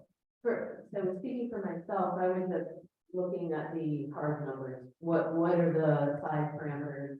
Any differences between those in terms of the physical layout and setbacks or anything that's different, just factually. In terms of process, I think I'm hearing that that's TBD and understandably difficult to capture in 2 weeks. So for me, it's definitely something we've got to work out to make it work right. But maybe you could answer what the plan, did the planning commission even speak to that when they were discussing concrete wrong? Or is this just whole cloth, we're going to have to figure this out at the town council level after? I think there's been all along agreement that the safety criteria would have to apply. And then the other criteria that is more about the fit and the quality of the project has to be developed. And so the planning commission just said to use that language, kind of like a PUD, which is superior product, community benefit. So that's what they were using as the placekeeper for kind of saying, we're going to develop this more specific criteria and a more specific process as implementation of this program. Okay, I didn't understand the PUD reference there, so that's helpful clarification for me. And I want to make sure that we're totally clear in response to Councilmember Taylor's question. I'm not writing anything else unless you direct me to. This is the housing element, other than making the corrections you asked for, the corrections planning commission asked for, and the small things that Cara has been working on from a legal point of view. And I for one recommend that process be fleshed out in your a series of probably. Yeah, I'm okay with it being post-housing element. I guess I want to make sure I understand what the timing is. So you had a proposed time for when this process would finish, I guess, is that? We just assigned some numbers to it as like not the number one priority in the housing element, but sort of down the line a little bit, imagining that there's other big priorities that need to get started first. Because we're thinking we might need 2 rounds of call for projects for this and that whole thing, you know, developing the program, then doing the projects and then seeing it through is probably something like a 9-month process, I'm guessing. So we need time to do that twice. I would think to have a reasonable chance at a good implementation. Yeah, I guess I was just asking a simpler question, which is, when is the process going to get defined? I understand we're saying post. I totally appreciate that. I'm okay with post, but are we saying we're going to start thinking about the process 9 months after we approve this? Or We're going to start thinking about the process in 2024 is what I have drafted right now. But it really depends on what the council gives us as a post-approval process. Okay, so if we started in 2024, then presumably it takes us, you know, I don't know, 3 months to get a process agreed on. Is that gives us enough time then to sort of bring that opt-in program sort of online within the sort of numbers, the RENA numbers that you're expecting? Is that the right way to think about this? Yeah, I think so. Yeah. Okay, great, thank you. Let's move on. Thank you. So I'm in agreement with Councilmember Haskell from the outset with the opt-in ad hoc housing element committee. I've been, I think, the lone voice of dissent on that committee of 14 or 15 people. I'm concerned about, as I alluded to earlier, you know, the cascading impact to each neighborhood as this process rolls out. And I think so that's kind of like, that's my high level. I love the concept and the idea, and I think it really fits a lot of the intent of the conversations we had over the many months of the Housing Element Committee. But given the experience we had, even when we had a couple of little opt-in scenarios going during the Housing Element, I saw it kind of play out. And I'm actually surprised that the Planning Commission, you know, was supportive of this, because I agree with Judith, that's a hard position. And so I agree with Councilmember Haskell about a table. You know, I love tables. So for me, that would be really helpful. And I guess I would be curious to know, as I asked earlier, is there any way to weasel in as an alternative SB9? I guess so much has already been discussed with opt-in, and there's so much complexity to it, and it's only 12 of the total units, and it just seems like effort to output is really off to me. So that's just my high level thoughts on that. When we get to the process, I think one thing, a concept that made me even more nervous was this idea of like a competition. I mean, I just think that could cause a lot of community issues. So that's on opt-in. On what else did I want to? What were the other key things that were mentioned earlier? I just got lost for a second. Sunrise. Oh, on the sunrise, for me, I am comfortable, with that, as we said, with the language and the extension of time. And, there was something about that. Sorry, I just lost my train of thought. I might have to, you guys might have to come back to me if you don't remember. Okay. Well, I don't think I have anything to add on the question of the overall housing element. I don't think I have anything to add above the comments in the session we got so far. So, go ahead. Go ahead. It was Glen Oaks, I'm sorry. I would love to kind of talk about this for a minute, because on Glen Oaks, my recollection, because I remember I was on the East Coast that night, and nowhere near like being in London, but it was a late night for that conversation, so I remember it well. And what I recall is our intent was to decrease the number significantly enough so that it would enable I thought no disruption to the business. And so that's one thing that I'd love. That's my recollection of the goal there. So I don't know if you have comments on that. That was the goal, Okay, when it was discussed by the Housing Element Committee.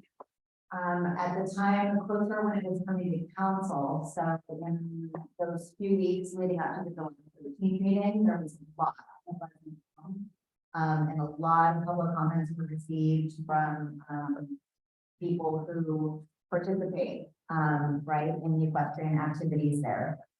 And so I had a conversation with the business operator, and then we, through the council, actually had meetings with Craig Hughes and myself to try to understand the interests of both the property owner and the business operator, to see if it would be possible to have housing development there and maintain the equestrian use. And in those conversations with those parties, the takeaway that the then mayor and I had was that it was going to be very challenging. Not quite impossible, but there was not necessarily, it didn't align for the possibility of keeping the equestrian use there. So when we wrote this, we wanted to write it in such a way that would not prohibit that from happening, but that it was more of a private property issue between the property owner and the business operator.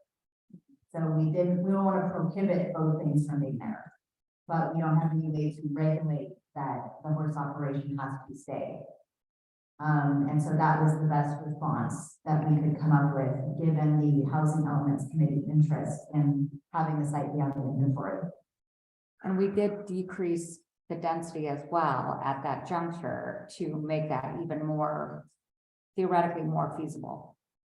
I believe that's the intent. I agree the same way. I remember it the same way. For what it's worth. I have a question about that, if it's possible. Is there any way that those could be horse property? Could you say it different? I'm not following. In other words, if we're putting an X number of lots on there, could they be zoned so that they could have horses on property? Stanford owns the property, and their interest as expressed to us would be for additional faculty and staff housing. That's what their major need is. I'm not saying faculty doesn't like horsing, but it would be very unusual for Stanford compared to their other staff and faculty housing projects. Well, even if they did, you're still setting them that part of the concern. Yeah. No, I totally do. I don't think the reduction in unit fees anything other than, it's great, yeah, I don't think it would do anything. So I remain concerned, so I'll just leave it at that. Fred, did you have a comment? Yeah, well, it's not, it's different than this conversation. I was just gonna finish up. I had also asked for the cost of implementation of the housing element. I mean, it was in the question section. I just wanted to bring it up in the discussion, but I think there could be a lot. Oh, and I was gonna follow up on Craig's comment, obviously. In preparing sort of a broad brush over costs, if you could differentiate between cost to us versus pass-through costs, so I think we probably need larger those pass-through costs for the approval of various projects, but also just how much of that budget for the one housing almost going to be center or is it pass-throughs even? I'm not even hearing. Sorry.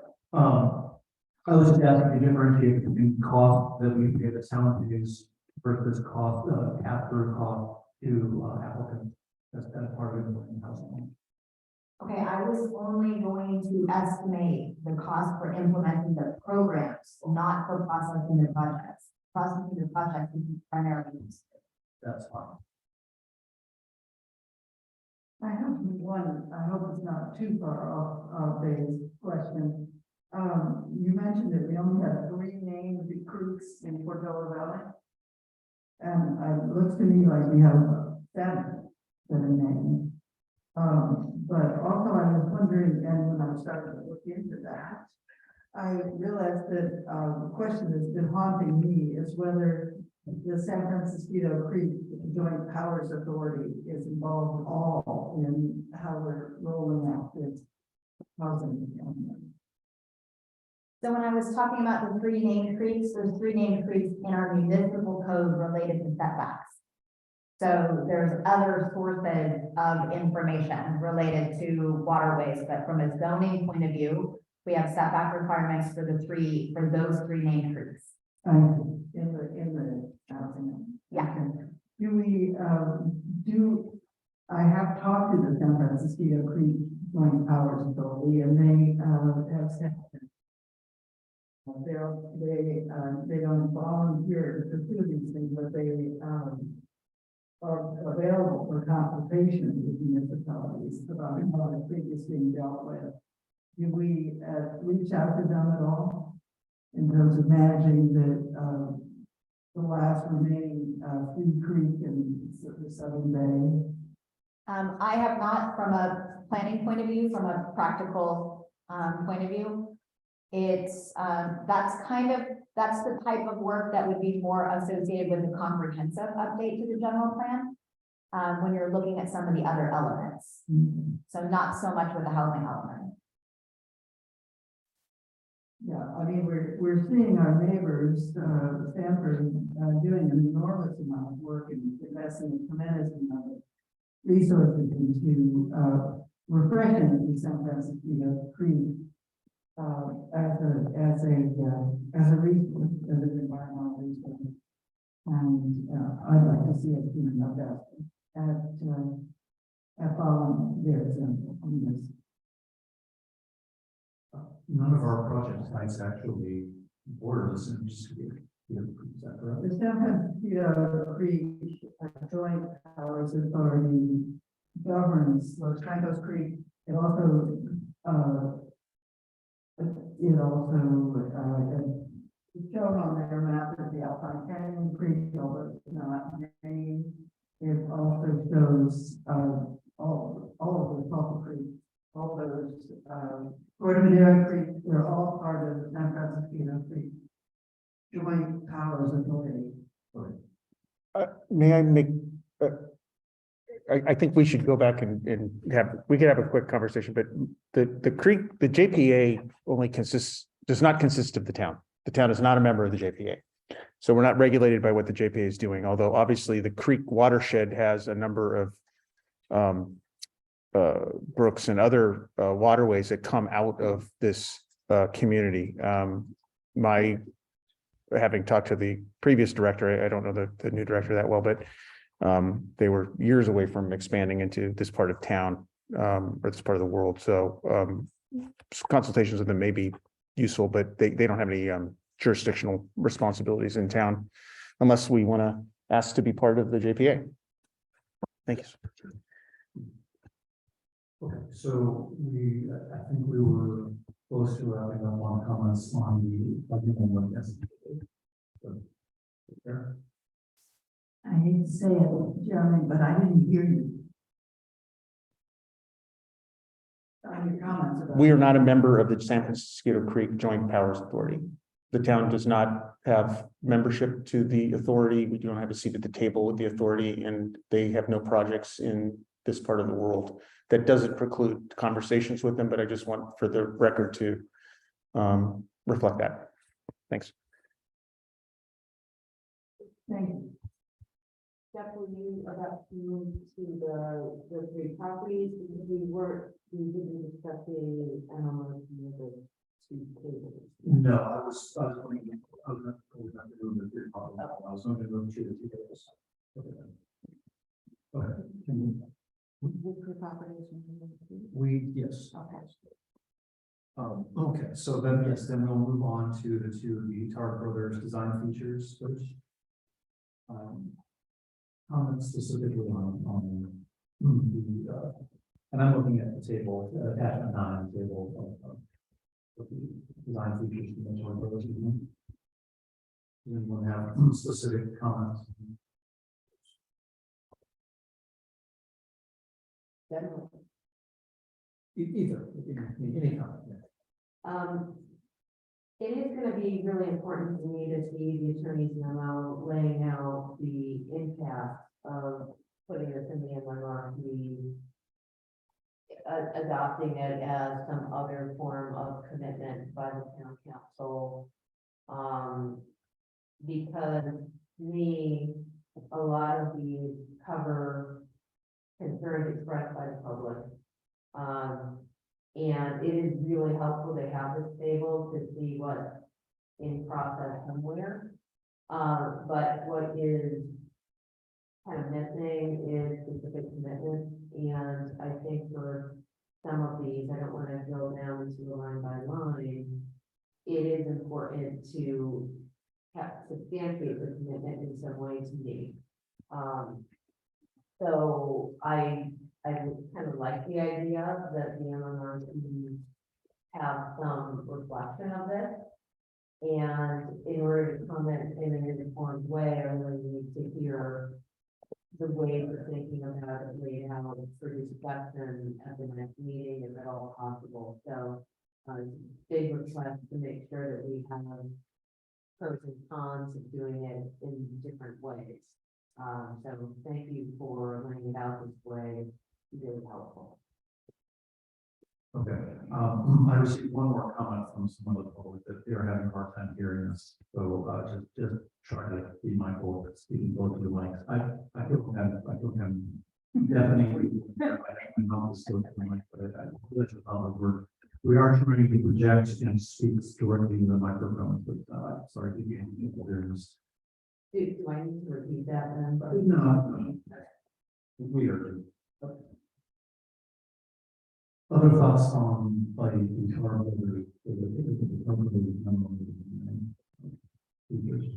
Well, I mean, the other thing that goes with this is there's a bunch of bracket time that needs to be filled out. I might make one proposal. Judith and I are going to meet tomorrow to talk about post-housing element. And this is a lot of basically post-housing element stuff. Maybe we could look at each of these times and come back with a proposal on what we think the time should be. Not going to spend the time tonight to go through it, but obviously we got to, fill in these holes. That would be awesome. I'm curious, Laura, I would be fine with that, but what was your thought about that? How was the time going to be determined, the parentheses? I think that that's a fine approach. I think it makes sense to integrate these items into the post-approval materials. That's what actually makes the most sense to me. But I don't yet have an understanding of what this approval process is going to include or what you have in mind. So I can't yet give you recommendations on that. But I mean, the feasibility is really important. If this council wants to make commitments to the public. And I want to be careful. I was suggesting that we come up with a, first draft on what the time should be. I wasn't necessarily saying all these things should get moved into post-housing element document, because this is back to, I don't think we know whether it belong in MMRP or in a separate resolution.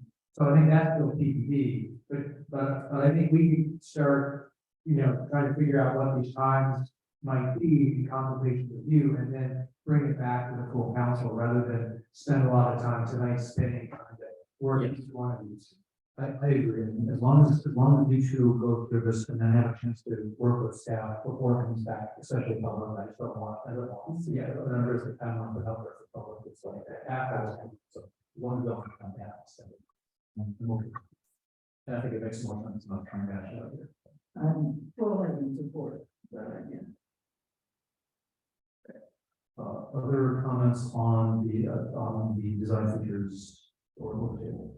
Sarah. I think, I went through a lot of this in my questions. I think my main, so I absolutely appreciate, the intent of substantiating the commitment, and I agree with that.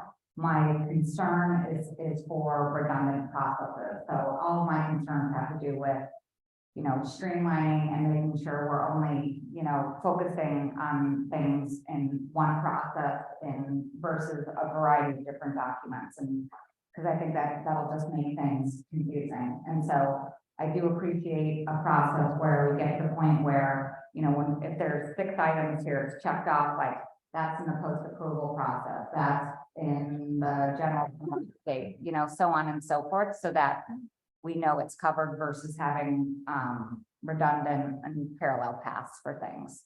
So that's really my only comment. And just again, want to reiterate, I think it's great to have it out there. It's for education, awareness, transparency, all of that. I just want to make sure that we're not duplicating efforts and documents. I'll add to that, but I'm concerned about overburdening the MMRP with a lot of these details, just because I think we could adopt them through some sort of council resolution that would bind us to them without sort of, I worry about that too complicated to the HCD as part of the division document. But just one thing I will want to hear from the attorney about is potential benefits, right? So if ISMNDs are historically vulnerable to challenge, which I think specifically they are, to do with the details in here. One thing I am thinking is it a possible enhancement? And I'm very open on whether there is or isn't. But that's part of why I would want to have the benefit of someone that's more familiar with that area and certainly. That's very helpful. and remind me, did we have it, or will we have a document from the Sequoia? Yes, Cara's working on it. And before next meeting, right? Before That's my understanding. Cara, do we expect to have that memo before the next meeting? That's my hope. Yes. okay, because my sense is if it's not ready by the next meeting, then we won't approve the ISMD. And this thing may not get done by the end of the month. So I see this as a pretty critical component to get it done. Okay. Yeah. Okay, anything else on the design features? Okay. The fire safety table. Comments on that. Same general, if these are being progressed or already done, great, but safety is a high priority for us. And I know some of these winding the roads may not be practical, it might be very broad based, but to have a line of sight to me into how these are going to be addressed or considered, it's going to be important. And I need to think about that given the background that Laura's given on what's in process at what stage. I see a lot of it in process. I just don't see outside timelines, and I'm not trying to be super super aggressive. I just want to know we're gonna get from where we are today to the point where we're implementing that makes sense for the town. And that to me is the gap. And I don't know, Laura, if there's, I think it was in here already, but, we included a summary of what's in process in the next, in the ISMND discussion. Where the activity is already ongoing versus not yet started would be helpful in the next packet. This is just ministerial, so we have it all in place. Does that make sense? I'm sorry, I didn't follow that. When we get to the ISMND discussion, you have, if I recall correctly, I'm just not finding it right now, summarize what of the key approaches is in process already, versus, not started. So a table outlining where those pieces that are already ongoing, what the status is, or if they're not ongoing, that's not yet started. That would help. What's the difference between that and attachment ten? Yeah, I think that's what I was looking for. Thank you. you're gonna let it. I see. could see it, and I just couldn't remind it tonight. It's on page 55. 55. right after the. Yeah, my request for it is to take that up and put it in the next, when we talk about the ISMND, just make sure that the table is to have a current and. I can do it. Yeah. I thought it would, Yeah. So there is. I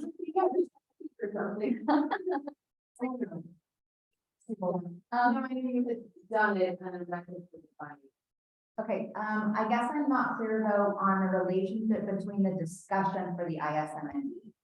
I'm not seeing a relationship between this table and the ISMND. Could you clarify the relationship, Lucy?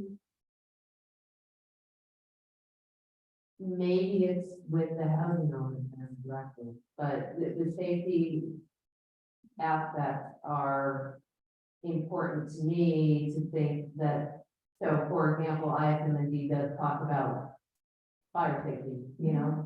So I would like to have this as a point of reference for, are we comfortable? And just have this in the record to supplement that. I'm not saying that we can do more than that, but I just think it would be a helpful piece of content. Got it. Other comments on these key approaches table, Mary? It's good. That's my main comment. Great. So I've got some, on the second one, I wasn't sure why residents of Woodside Highlands were included in this private road. It seems like widening private roads is a problem across the town. It wasn't clear to me why we would let the Highlanders decide for all the private roads in town. So it sort of seemed inappropriate that we had pulled particular residents. I mean, I think we need to deal with private roads. I think that's great, but the Highlands is not the only private road we have in town. Well, I think what it's saying is. Oh, okay. It's responsible Yeah, private, because Crescent, my road is also a private road. Exactly, the responsible party, the Highlands follow this literally would be the residents of Woodside Highlands, which I don't think would be done.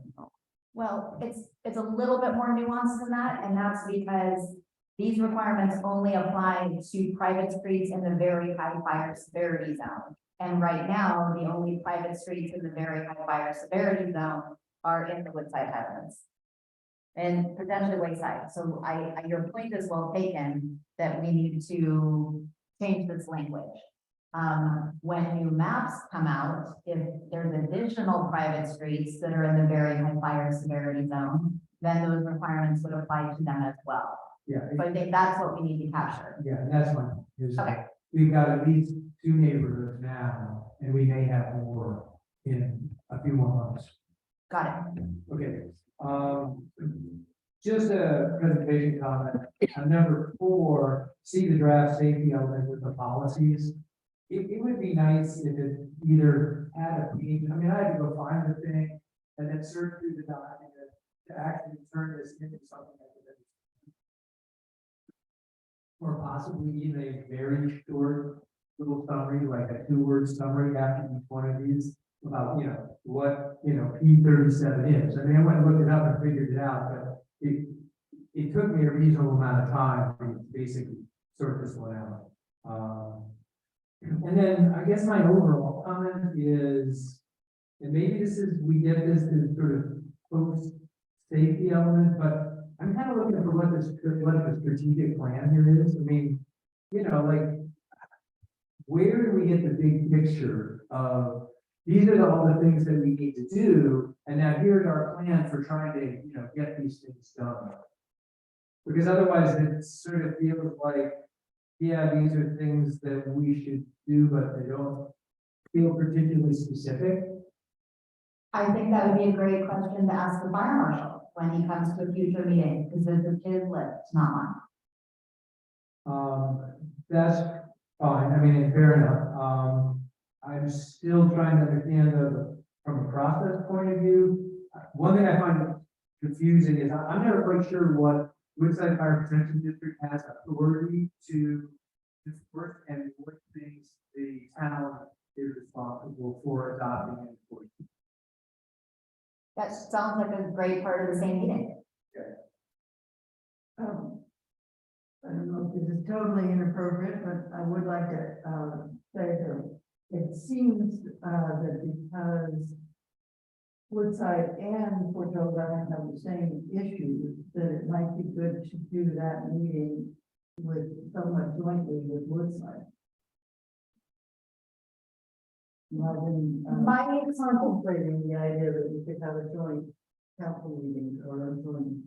Well, there's certainly opportunities for collaboration. My experience so far has been that Woodside has slightly different priorities when it comes to fire safety.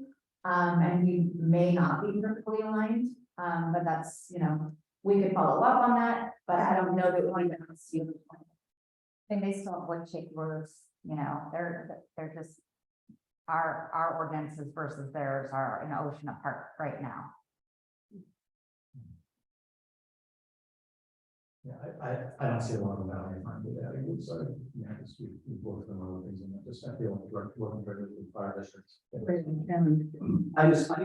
I feel like it would make a lot more sense to work with the fire district directly and without this. It wouldn't facilitate it. It seems like it might facilitate it. I think we get what we need working with the fire district directly.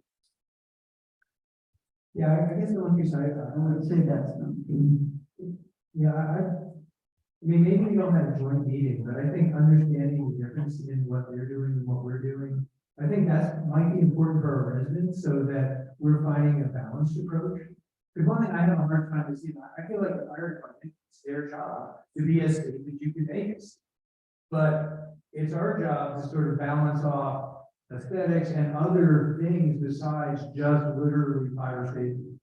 And trying to understand a little bit like how other people are balancing that off will have some value. So again, I don't think it needs to be a joint meeting, but I would be interested in at least getting some of that information through some channel. I was just gonna say, I mean, as far as this specifically goes, I kind of see this as very specific to what is going on in our community. I think generally speaking, I agree, I think it's interesting and valuable to understand how we're like and how we're different, and just from an educational standpoint. Because I do think we are, based on the conversations I've had with a couple of the council members over the last, couple of years while I've been in this role, they're just in a very different place than we are. Right. So I think it's interesting to learn about that. Yeah, but I would expect key approaches to come from the fire marshal or the district to be the same. I get that we have some of our very specific draft safety elements in here, but generally the thing I would expect to hear from Don is stuff that he believes ought to apply to the district. So that's, I guess, where I was trying to go, is trying to make sure that I understood that if we have other parts of the district that are very similar to Portola Valley in the high and very high, how are they approaching it? Because at the end of the day, I think our residents are going to want to be able to get a balanced view, because, I mean, it seems like we've been doing a pretty good job, but maybe there are things we could do better, or maybe there are things that are a little too far. And I'd love to be able to get some more input, so it's not just a, you know, kind of a conversation in a vacuum. So I guess that's what I'm looking for. Makes sense. So can I ask, and I'm sorry, I feel like I asked this before, but I'm not sure I fully understand. Where are we gonna get to this key strategy? Like, what's the proposal for actually, we're talking about post-housing element, having a meeting with Don and starting a discussion of these, is that? And fleshing these out more, maybe putting them in priority order, finding out from them what their timeline is for the items that they're working on. So that Dawn has a chance to, the district as a whole, has a chance to talk to the council about that. To me, this is one of the best things that came out of the environmental review process for the housing element and safety element, is bringing these things to the board. And so we kind of write them down for the first time to my knowledge. This is the first time I've seen them. So I'm just, my goal is really to facilitate what Dawn said in the planning commission meeting and bring it to you like one step more actionable, and then we'll take another step so that it becomes some sort of agreement, work plan, document with timelines, expectations, so that we all know what's going to happen in these doing well. Okay, so this sounds like it would be a line item, post-housing element document. That seem right to you? It sure could be. Okay, great, thanks. I think the other thing though is my understanding, Laura, is, I mean, this is beyond just the housing element. This is not just for the sites inventory. This is for the town as a whole. Yes, definitely. So that's one thing. It's a little bit of, if this isn't as narrow, although the housing element is very broad, the whole town is much broader. So. Yeah, well, through the chair, this is stuff we've been working, you know, items of this for a very long time. So, you know, whether or not we'd be doing a housing element update, I think we would probably be having somewhat of a similar conversation with the district. You know, maybe to help answer Craig's question at one point, the primary tool that the fire district uses to promote fire safety issues is through their fire code, which gets ratified by each of the towns in the county. It can be ratified with amendments, should the council wish to do so. The fire district is required by a relationship in writing with the town to collaborate with us on that. So we look forward to having an opportunity to do that collaboration. The district is also exploring, as you know, the use of ordinances to promote vegetation management and also adopt a map, which you're all aware of the comments that a number of agencies have made on that front. But there's a number of things in here that are just the sole responsibility of Woodside Fire. So it's all stuff that in one way or another has been worked on in some way. And to Laura's point, this is really the first time that Don has provided the town through staff with some more specific information about what he's trying to accomplish. Yeah, no, I think that's great. I think I thought I understood the process until there was ordinances, and then I realized that maybe I didn't understand who had the authority. So this might be a guy who's on his way out, but I'll just say this: it's a bit confusing for us as well. That's why we submitted a letter along with the town of Woodside, with the Portola Valley School District, with the Mid-Penn Regional Open Space District, and the county of San Mateo, asking all these questions to understand how this all fits together, because we did not feel like we had enough information to understand how it worked. they had a legal, I mean, is an ordinance something that holds the weight of law that their board can pass and apply to our town? There's a difference of opinion even amongst the 5 entities I just mentioned on whether or not they do. Okay, so then we don't need to go deeper, right? So the fact I'm confused is You're in a good place. Yeah. Thank you. So, yeah, so I feel better. And that's why I think of this as a positive of opening a door to a different type of conversation. That this has come out of this, and then we can talk about it in different terms and flesh these things out, so we have shared expectations. Okay, and then I'll talk to Don. I've mentioned, I believe that 13 should be number 1, which is educating the public Because, you know, we're talking for the housing element of 250 housing, where we already have over 2,000 houses. If you really want to make a difference on the 2,000 versus the 250. So, you know, I think that's as we go through this process, post-housing element, I would ask Dawn and this, you know, the council and all our residents to focus on the more we can do with our existing housing stock, the safer we'll be. And that's why the wildfire committee passed the enhanced fire hardening ordinance, and that's what, I mean, we've done a lot of work in town, and that's why, Alhambra Court did their neighborhood, I mean, we have initiatives going on this way. And we've, through the chair, we've encouraged the district to further enhance its own outreach opportunities here, because we think there's ample, particularly around these ordinances. I just want to add, Craig, I totally agree with you, because that's the exact comment I made at the WPC meeting last February. We need to focus on the land we have. We need to get it to be number one, not number 30. Yeah. We're all. But that's why the header says in the order of the presentation, not by party order. Nevertheless, it's in the order people read, which I don't remember reading the bottom of it, but anyway, we're good, let's go. Other comments on the key approach? So through the mayor, if I could, one implementation measure that could come out of this discussion that you have with the fire marshal is an updated memorandum of understanding. We do have an existing memorandum of understanding, which was entered into 10 years ago or so. It's quite outdated. And you might want to consider incorporating some or all of these key approaches into that MOU as well. Great, thank you, Carl. Carl, if you could maybe send a link to that or circulate it. The old one. Sure, I'm happy to do that. Vice Mayor Warren. I have a question. So I know we're not making decisions tonight. I guess one thing I'm wondering is, can we decide on how we're going to incorporate these documents? So for instance, like, let's just start with the key approaches right now. It feels to me like the way this conversation is going, that this is outside, this is a separate document that's more of an umbrella document, in my opinion, for all things in the town, and not necessarily just part of the housing element. So I don't know if you guys agree with that assessment, but I just am wondering, like, when we get to the subsequent meetings, and it seems like this one would be on the 29th, you know, are there things that we can decide right now about where it fits in, just to save us time on the 29th?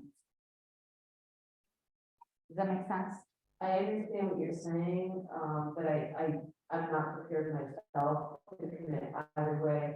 I wanted this to be a study session so I could get a better understanding of the intent here. Right. But I can see a group, I see your point, this is broad. Yeah. But some of these pieces might be things that we might want to consider emphasizing or finding a way to integrate into. I don't know which document. I'm not there yet. It might be that you're exactly right. But I'm not there tonight, and we didn't really notice it. Oh, I definitely did. So I to clarify my question, because I definitely agree it's not a decision. It's worthwhile to even discuss what those options might be. So we're further along for Friday, or do you guys think we should just table it all together? I guess I'm sorry, 29th. I don't know why I said Friday. You guys want to put this on? Maybe, look, I'm getting confused, so maybe we'll just put it aside. I was just trying to figure out if we could move the consider some options for how this might be integrated now, not deciding, just what. Can we go back to the idea that Craig and Judith are going to be working on this? That's the other table. Well, can they work on this too? I mean, I think this is a very valuable table. I think it's very important, and I think it's something we should keep we should be referencing ongoing. I don't think this table is part of the housing element. That's my two cents. I mean, it's useful and maybe it does inform some of this about the housing element, but I think this table is simply something that we keep to remind ourselves of things we have been doing with the fire district on fire safety. I mean, and again, maybe it forms the basis of a revised MOU. I just don't think it's part of the housing element. Well, the only thing I would say about that is, if you're doing the zero setback on at the Ladera Church, that sounds like it's doesn't fit with his, but, or maybe not. I mean, he's talking about setbacks and separations. Well, but, through the mayor, some of those things would come with the fire code, that the fire district will be proposing. And then a lot of things related to building separation can be mitigated by construction materials and methods. And so there is some complexity to it. One thing that I would offer to this point of the discussion is that if you consider this to be separate from the housing element, you could still make mention of it in your approval process. So for example, we could add a whereas clause to your resolution that says that the planning commission received a presentation, the council analyzed these approaches to fire safety, and that we're gonna, convene a meeting with the fire marshal to further develop that list. So that everyone knows that this was part of your thinking, in making findings or making a decision. So that could be an option for you too. Those are the kind of ideas that I was talking about. Right. I'm pretty comfortable with the table within the housing element, but I'm not yet comfortable that there are things in here that would apply to building 250 more houses in the town. So I think that's what I think the study session is great. Now we can go through and look at this. And I'm going to go through this table and think about what would I apply to new housing? Because that stuff I might want in the housing element versus the more general, how are we going to be a safer community? And, make our community safer. That feels like a post-housing element discussion that sort of would tie in the safety element and some other stuff. So I get the general drift and I'm mostly comfortable with it, but without looking through this with that lens in mind, I'm not quite ready to completely discard the table, whole cloth, so to speak. Okay. All right, other, what else, other thoughts on this? Is there anything else that council needs from staff, in relationship to this table and your discussion on future meeting?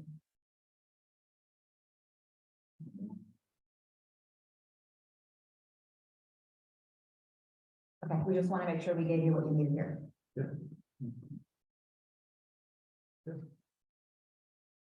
The risk of being painful. Yes. Question being, I have one question, or comment, related to the work that will be done on the Targ Brothers document. I find a lot of the wording in there complicated. And as you guys go through that table, if there are opportunities to simplify, if it's going to be something, if particularly, wanting to be digested by the public, if that's something you guys would consider, I think kind of clarifying and simplifying some of that language, I think would be really helpful. It sounded like even on one of the points, Laura wasn't so exactly clear, as we were talking before. So that was one question. You're talking specifically about the target, the design, like say, Yes. in the table, attachment 9. Yes, Okay. because my understanding is you guys were going to be looking at that, looking at the timelines. And what would be helpful also is clarifying, again, my concern is about redundancy, adding committees, duplicative documents and processes and that kind of thing. So as you guys go through it, if you're willing, with an eye towards mitigating all of that, as well as simplifying language, I'd be interested. What do you mean mitigating all of that? The streamlining, all of the redundancies, those kind of things are. Give me an example. It's everything that was in my Q&A for at the house. Efforts that are ongoing or are redundant for the students. Like, you know, having duplicate documents talking about the same thing slightly different, I think makes so. And I think this. We have a lot of examples of that, that's all. And if it's not something you guys want to do, that's fine. I just thought if we were going through it, if you had a report that, that would be I helpful. think it's a fair point for us to discuss. I didn't have to make sense, but I'm more than happy to certainly simplifying, clarifying. Yeah. Beyond that, we'll look at the redundancy. And maybe another way that I can say it is I will be less comfortable. I don't know how we're gonna incorporate all this, but if it's not clear what each thing is. And we aren't clear about what goes where, like if something's already in the works, I don't want to duplicate it in a separate document as something else. That's my concern. And so if that continues to be a problem, I'll be less comfortable including this in any way. I think it's all very important, and I think it is, you know, particularly helpful to substantiate the commitment to use Judith's wording. But what I don't want to do is muddy the waters with duplicative efforts. And, you know, there's a lot of mention in here about adding committees. I just want to kind of keep it as simple as possible, really, the intent. Well, we'll discuss it. We're very happy to put that into the. Thank you. Other Through the chair, there's one additional issue that I wanted to raise, and that is that the project design features contain 6 elements, and 3 of them are recommended to be incorporated into the housing element as an additional housing element program. So it may be helpful for staff if you can provide some input tonight on whether you agree with those recommendations, so that we could start working on those items and bring them back to you at the next meeting or on the 29th.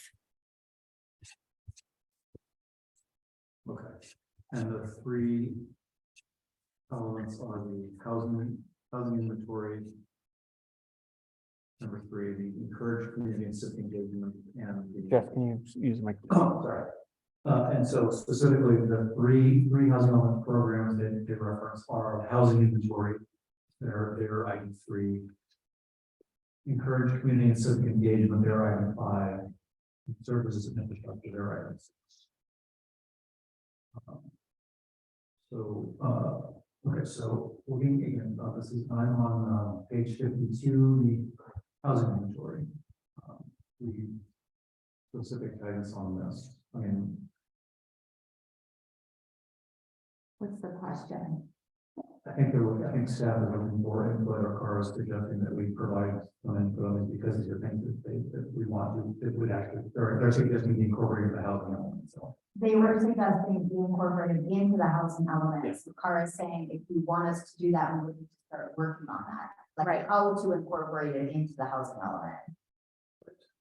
Well, I thought on number 3, this is the sunrise, and I thought that's what we talked about before, where you were going to be working with planning commissioners to come up with specific wording around that and extending the timeline.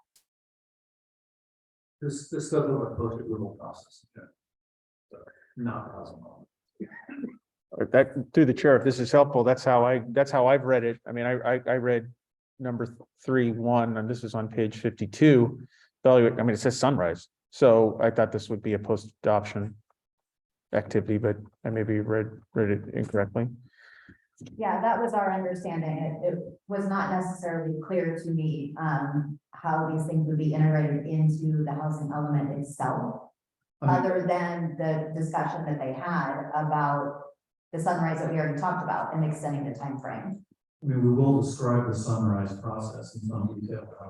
these are steps into the process behind those, but these are things we'll be hashing out after the housing element is approved. This is my view. I mean, I'm not an attorney, so if I get this wrong, but I thought that program was the very first box, which is to establish a working group. I mean, I thought that was the program.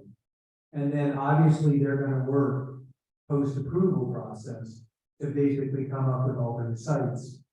So, I mean, and maybe I just don't understand what makes up a housing element, but I thought that was the idea of the program, was that we were committing to creating a working group. So I'm missing something here, or? I think that's what they meant, but I don't understand how that reconciles with the post-approval process that you'll be bringing forward. Well, I think we just need to decide where we, right? I mean, it seems like a lot of the post, housing element stuff we talked about, you could potentially put it in as a housing element program. I mean, again, I'm not sure I understand what makes a program and what makes just a resolution after the fact. And then maybe, you know, I can spend some time with Carl and try to understand why we would pick one over the other. But we certainly have some other housing element programs, and we're gonna put together this thing to do something that clearly is gonna happen over a period of time. So that's where I guess I don't understand the difference. I also do not understand the question being asked, because I don't have enough information to know if I would put something in the MMRP or not. I'd ask for the attorney's guidance and for options on the implications. And I don't feel I know enough about the implications of putting one in one place or the other, but you know, I just still feel enabled to make that decision.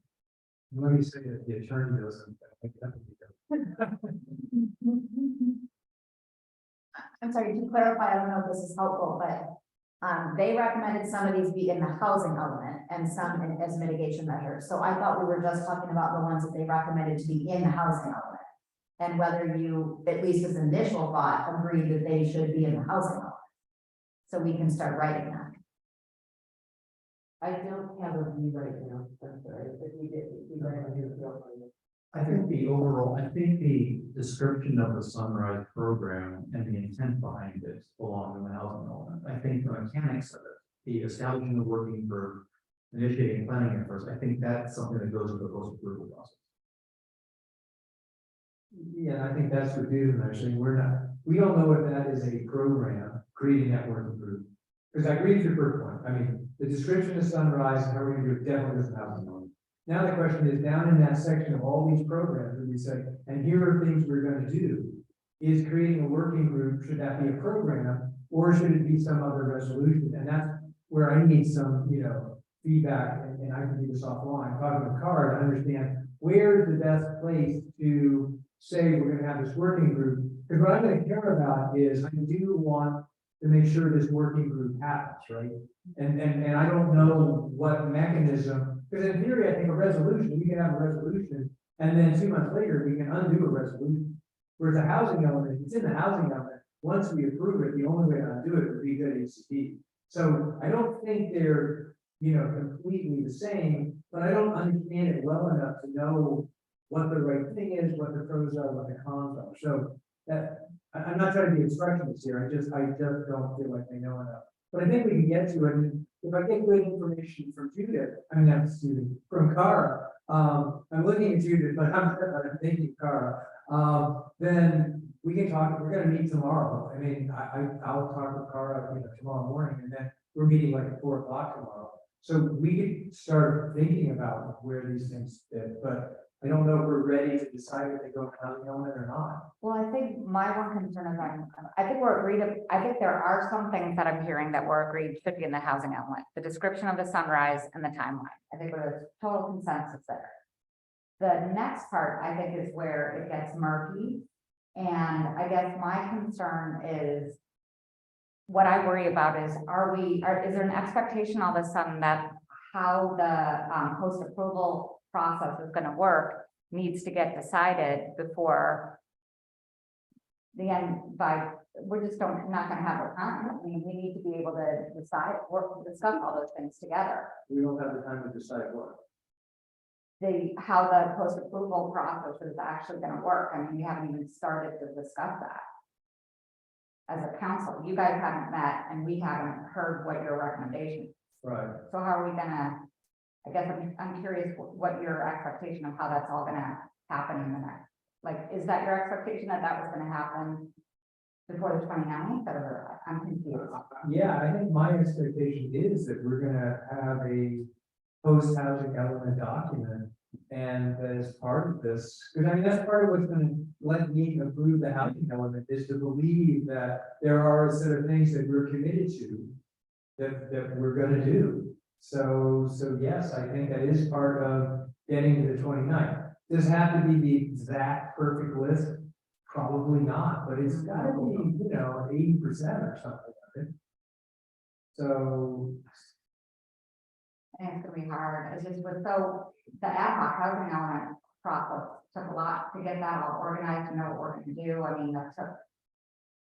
I don't know maybe the scope of what you guys are planning is not as big as what I have in my head, but I just, again, I don't know I have no idea what you're envisioning, how it's gonna work, who's gonna be involved, what the timeline is, what the staff commitment is. What there's the nothing cost that is. would create a working group. I think we can commit to that by the 29th. Well, I don't need to figure out exactly when it's gonna meet or how many people are gonna be on it. I mean, I'm okay with we sort those details out later. The working group is the program is the Sunrise. The Sunrise process is the program. The working group is part of that. I think is it program, okay, then that's one way to do it. Well, and what I'm saying is we should describe the Sunrise provision as a program with the minimum detail, as little detail as we need to. Because again, we're committed, like you said, we're committing to the Sunrise provision, exploring alternatives, not committed to a specific detailed process. We could describe the intent of the program without describing the steps. But that's my. I think that's that makes more sense to me. I mean, none of this is about not wanting to do this. It's just, I don't want to make, commitments about the how in such a rushed fashion at this point. Well, okay. And again, I know we're sort of belaboring this, but if I don't feel like Sunrise is gonna take a high priority and start almost immediately after approving this, I will probably not vote for housing. So to be clear, then, I need to see enough in the housing element or in some resolution we're willing to vote on that same day for me to move forward. So that's all I'm trying to sort of, juggle these different pieces. Then we're in a circular reference, because we don't know what we don't know, because we haven't heard what you're proposing yet, Okay, well, fine. So We're gonna have a lot of time. It may not, it's probably not gonna be any great detail because. We decided that the subcommittee that, and we're going to meet. It's kind of pointless to me to kind of tell us we haven't done our job yet, so therefore we have to make a commitment. Let's just do it. We're hearing your concerns. We know we're under time pressure, that's very serious to us. And, you guys hear from us that we want to get comfortable that there's a line of sight, as I call it, to implementation of really important pieces. I think the planning commission put a lot of thought into this. Maybe they didn't put things where they'll end up in terms of structure, but I need to be able to think about this, and I'm not going to just say, we don't have time to think about it. This is a really important thing to do, and we'll get it done. If we don't, and I don't think either of us think we have time for a whole ad hoc committee process. We know we don't. But I'm hearing that you're getting nervous that we don't even have time to talk, and it is what it is. I mean, we're trying as hard as we can, and that's what I committed to do. I did not commit somehow to water by my plan. I want to do it. I'm going to be here working 24/7 if I have to, but that's where we are. I think we need to let us put it on paper and bring it in, and don't think it should be on people. So that's my comparison, but you all can do it. Okay. With that, are we, I mean, okay, so we will have some, so item 3 will go into some of it will go into housing element, some of it will go out of this process, and we'll do our best to have those two things fleshed out to some degree by the end of the month. Okay. All right, item 5, encourage community and civic engagement. I mean,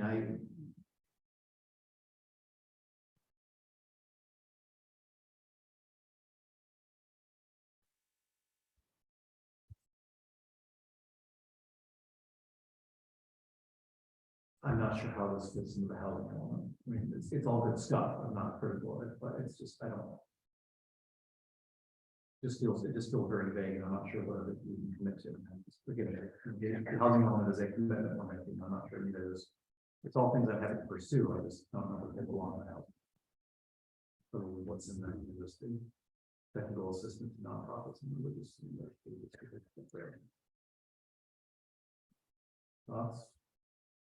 Well, this is one where I was confused, like, this is in the housing fund. This is L1 3.2. Yes. Right. So, and the other part is EPC work, which is underway. So that was my point, like, it's already allocated to either the EPC or the housing element. It's being done in various forms. Anyone have an opinion or a request about this one? Okay. Do you have what you need for this one? Item 5. I think the challenging part is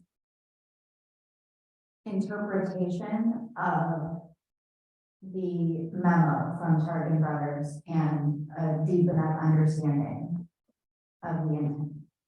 Is that part of the issue here? I mean, all I did was, with my best judgment, you know, break it up into pieces and try to explain to you who was doing what or what was underway based on my understanding of how they presented the items. But there still feels like there's a little bit of a disconnect that I'm sensing, but I don't know if I'm accurate. I think this is, to me, again, it's that wording, a lot of this to me feels like substantiating the commitment. These are a bunch of these things are things that were either in progress or planned to be in the housing element. What I'm actually confused on is what Cara is asking for from us right now, because to me, what looks like, I thought you have already highlighted in the last column where it is going to be in the housing element. So what else did you need beyond that? Or am I misunderstanding the question? I think you're understanding the question. Let me give you an example to try to kind of interpret, right? So on number 5, the first row, there's a section about direct the Emergency Preparedness Committee and other such committees as may be desired to encourage coordination of civic organizations. And they described it as like HOAs and religious organizations. So we have a program to connect religious organizations to technical support. So that's what program 3.2 is. But it's not clear to me the connection between the Emergency Preparedness Committee and those activities. And we don't have anything related to reaching out to HOAs. So it's a little bit hard because we're doing some of this, but not other things. So I think what is helpful to us as staff is if you would like to see any of these other things in the housing element, we need to start thinking about how to integrate them. I would say, I mean, the HOA or the neighborhood associations is an important part of all of what we're doing right now because of the SB9 understanding the opt-in and understanding how that applies to CTNRs of our homeowners associations and loose associations and neighbors. So somehow that's got to get incorporated, because I think we're already coming up against that Rose Creek. Ladera, we don't Ladera lot, which is actually. And so with some of the SB9 questions, or already we're getting some things on in different places in Western, for example. That are confusing. Yeah, and Laura, I'm not agreeing with differences that you do. I don't think they want the EPC to be involved in everything, so city and some government committees maybe decide. So to me, it was like, okay, what makes sense? If we have the EPC for certain purposes, is there a different place to put the HOA? Community? So I don't know that I saw this as being problematic. If the EPC is already on part of it, what else? When I was reading it, the question to me was, what else is not already in process that needs to be implemented? So I wasn't looking at this to be literally implemented. It was raising provocative questions to make us see where things are. And they did say that we should adopt it as the discretion is fit.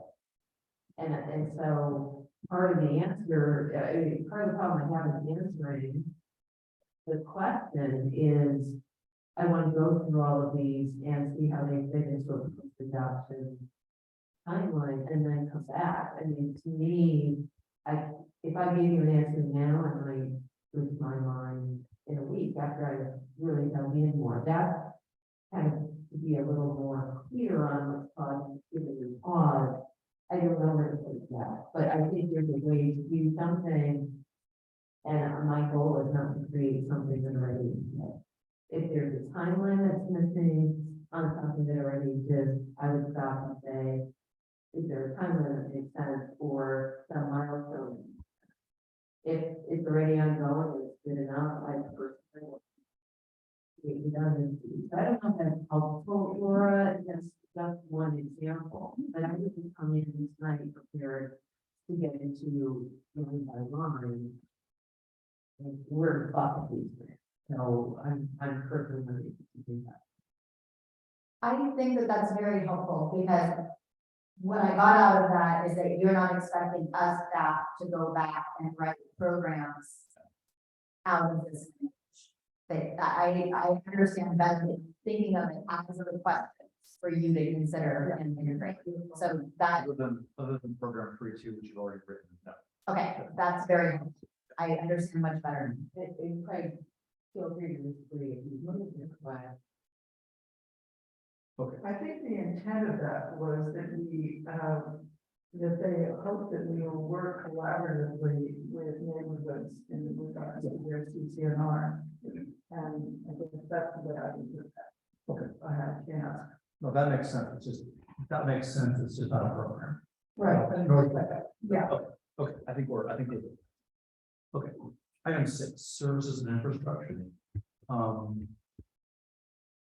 This is another one where I support the intent behind it, but I also don't think this is a program.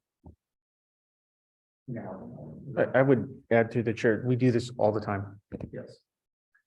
I am, me and my staff are always talking to service providers in the community about ways that they can improve their service, help with mitigations on emergency issues. So, I mean, it's just built into the DNA of the organization. Now, that doesn't mean, it doesn't preclude it being included somewhere, but it's not a new concept. And over the last 48 hours, we've had conversations about the possibility of revisiting our franchise agreement system or whatever. In someone, but it might take more than 8 years, and it's probably not a program now. And I also think we talked about this in the context of top priority. So to me, this almost fits. Yeah. The concept of we don't have any control, but we can advocate. Yeah.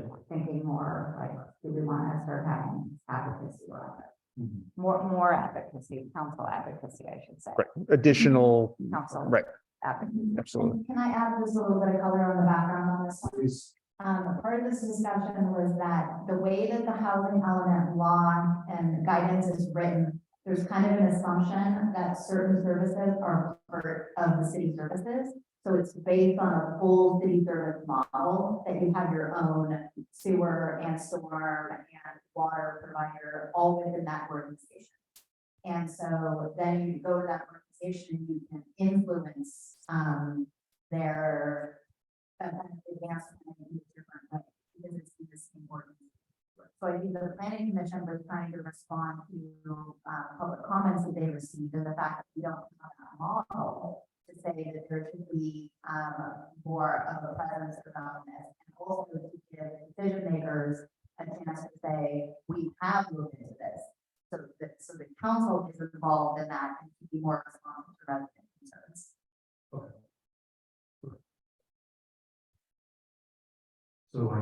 So I appreciate I think this is a great topic to be cognizant of, but I also think it is not a program to put into the housing.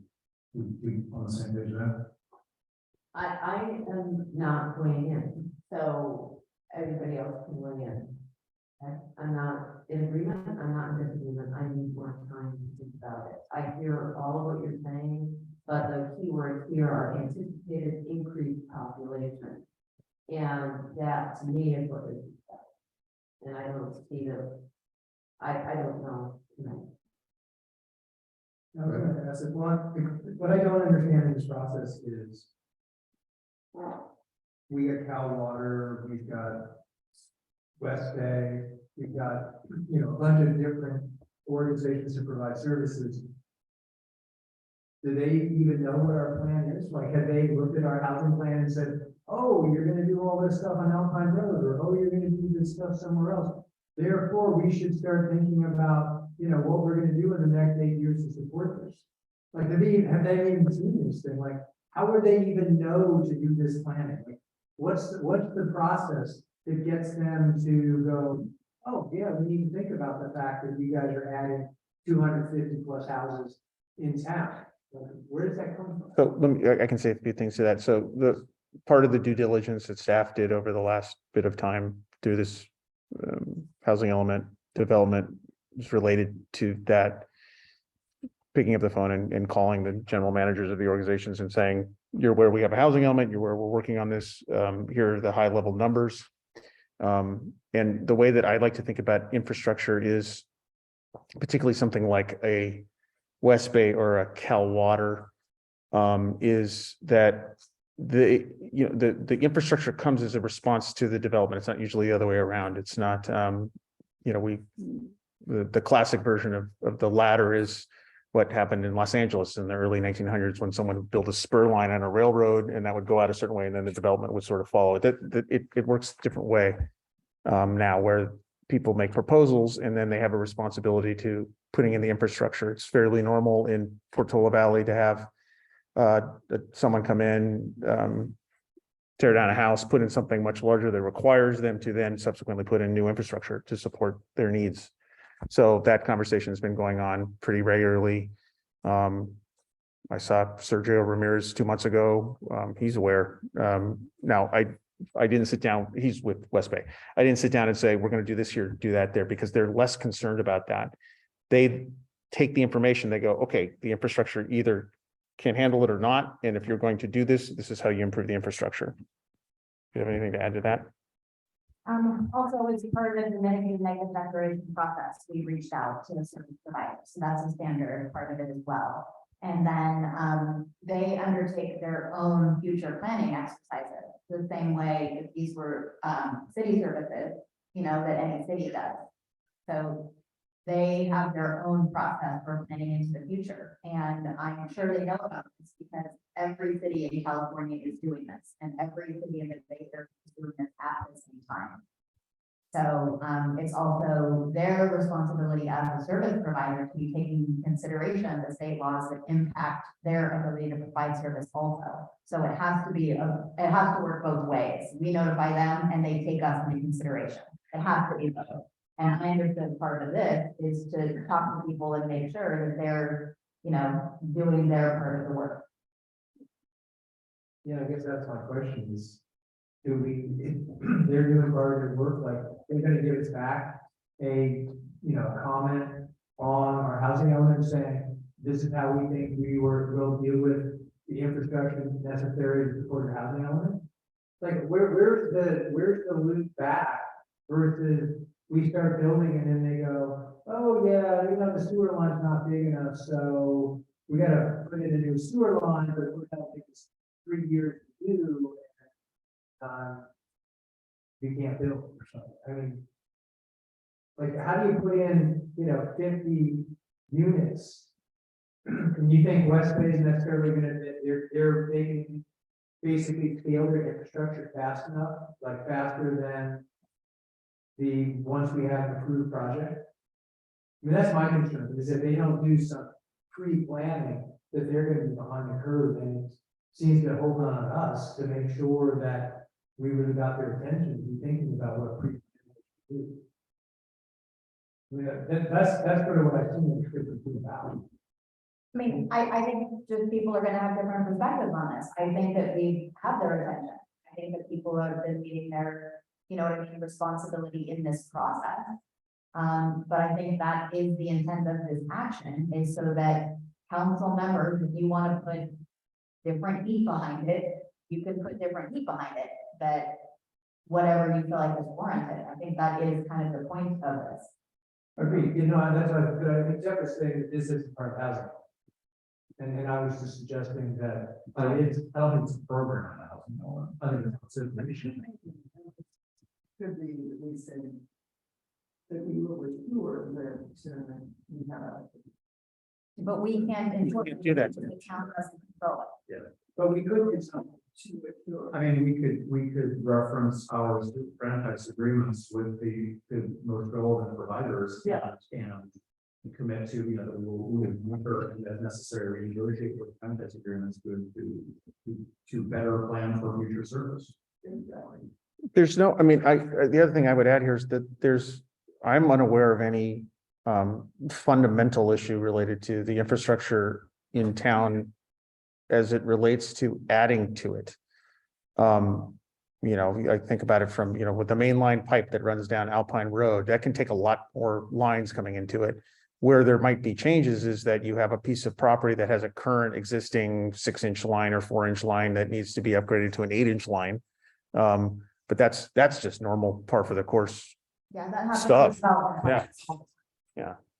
And in another context, and so you're in a development project in a place that has frequent development projects, you have a certain standard. And if that infrastructure doesn't meet that today's standard, then that project has to pay that cost of upgrading that. That particularly in water sewer capacity. The ability to provide water. Is that included in our RFPs? Is that? It's included in our franchise agreements. But is it included in our housing? It's integrated into the environmental analysis, yes. Yeah. That's- Yeah, I mean, staff believes from a technical point of view, this is complete. But this is the planning commission saying to you that they believe the potential for kind of community impacts that are not environmental impacts under CEQA, but that are worth spending some time on. I mean, that's how I understand. Yeah, and it does mention public services, parks and rec. I mean, it does say service providers, it's really confusing, right? Sounds like vendors or utilities, but it goes beyond that. So it is a little confusing what this is. I get that. But I think the idea was, it probably originated with public comment saying 20% increase is gonna tap some of these businesses that we've got going on. They'll have a plan for it, or to me. So what that means is they can think about it, right? It's sort of gonna say what. I think certainly committing our responsibility to monitor I forget the exact monitoring plan for the assurance of communication with vendors or the utilities is a part of that. But I think people are also very worried about the per. The quality of life. Yeah, quality. Like, how many more pickleball courts do we need if we have 215 houses? Yeah. Oh, yeah. Got other topics tonight? No. It's not on the agenda. Well, I guess my point is, I don't think there's, the question was, are we asking staff to write another program and to address this? And my opinion is we're not, we do need to address it, but not as a program in a housing element. Is that fair? I mean, I know this sounds like a broken record here, but until I understand what the pros and cons of housing element are, what the pros and cons of having some resolution, and what the pros and cons of just saying, yeah, we're gonna do this sometime in the future. I can't answer that question. So let me just, I'm going to reflect as a third party listening. I hear half the council saying that they want to have a conversation about getting a little more detail, and half the council saying that they don't. And you guys are at an impasse. So that's just where you're at. Well, there's 5 of us, so it's not talking fast. Well, there's one person who hasn't said it much back. What are you being? Silent and agreeable. To what? What all figure out, if you want to do. But I Well, pretty much yeah. think that what's going on here is correct and do it, gonna take it, push, let me get back to the. And that's. On the 29th, right? That would be on the 29th, or when would we talk about it, Laura? If the expectation is to integrate a post-approval process document or something with adoption of the housing element, I think we have to talk about it next week, at least get the conversation started. That's what I'm hearing. But I mean, probably have a lot of work to do in order to do my part of that. I mean, I'm guessing I have work to do around resources and time and finances and things like that. Give me a chance, they may be able to come up. But realistically, we're not gonna have something ready for Friday, which is when you need it for a packet for a regular meeting, so, I mean, that seems kind of unfortunate. So, and this is where we get back to, whether we make the 29th or not. We're trying to make the 29th. We may be making too much, but we may be able to look at this list and say, yeah, this is a reasonable list, and these are things that we're gonna commit to post-housing element approval, and we move forward, not getting. Are we aiming, is staff aiming to have all of this teed up so you guys could potentially make a decision on the 29th? I've heard one council member tonight say that March 29th is not a drop dead date. So Laura needs to know how much time she's gonna be putting into this. With all the other stuff that she's got going on, she's doing 150% housing element right now.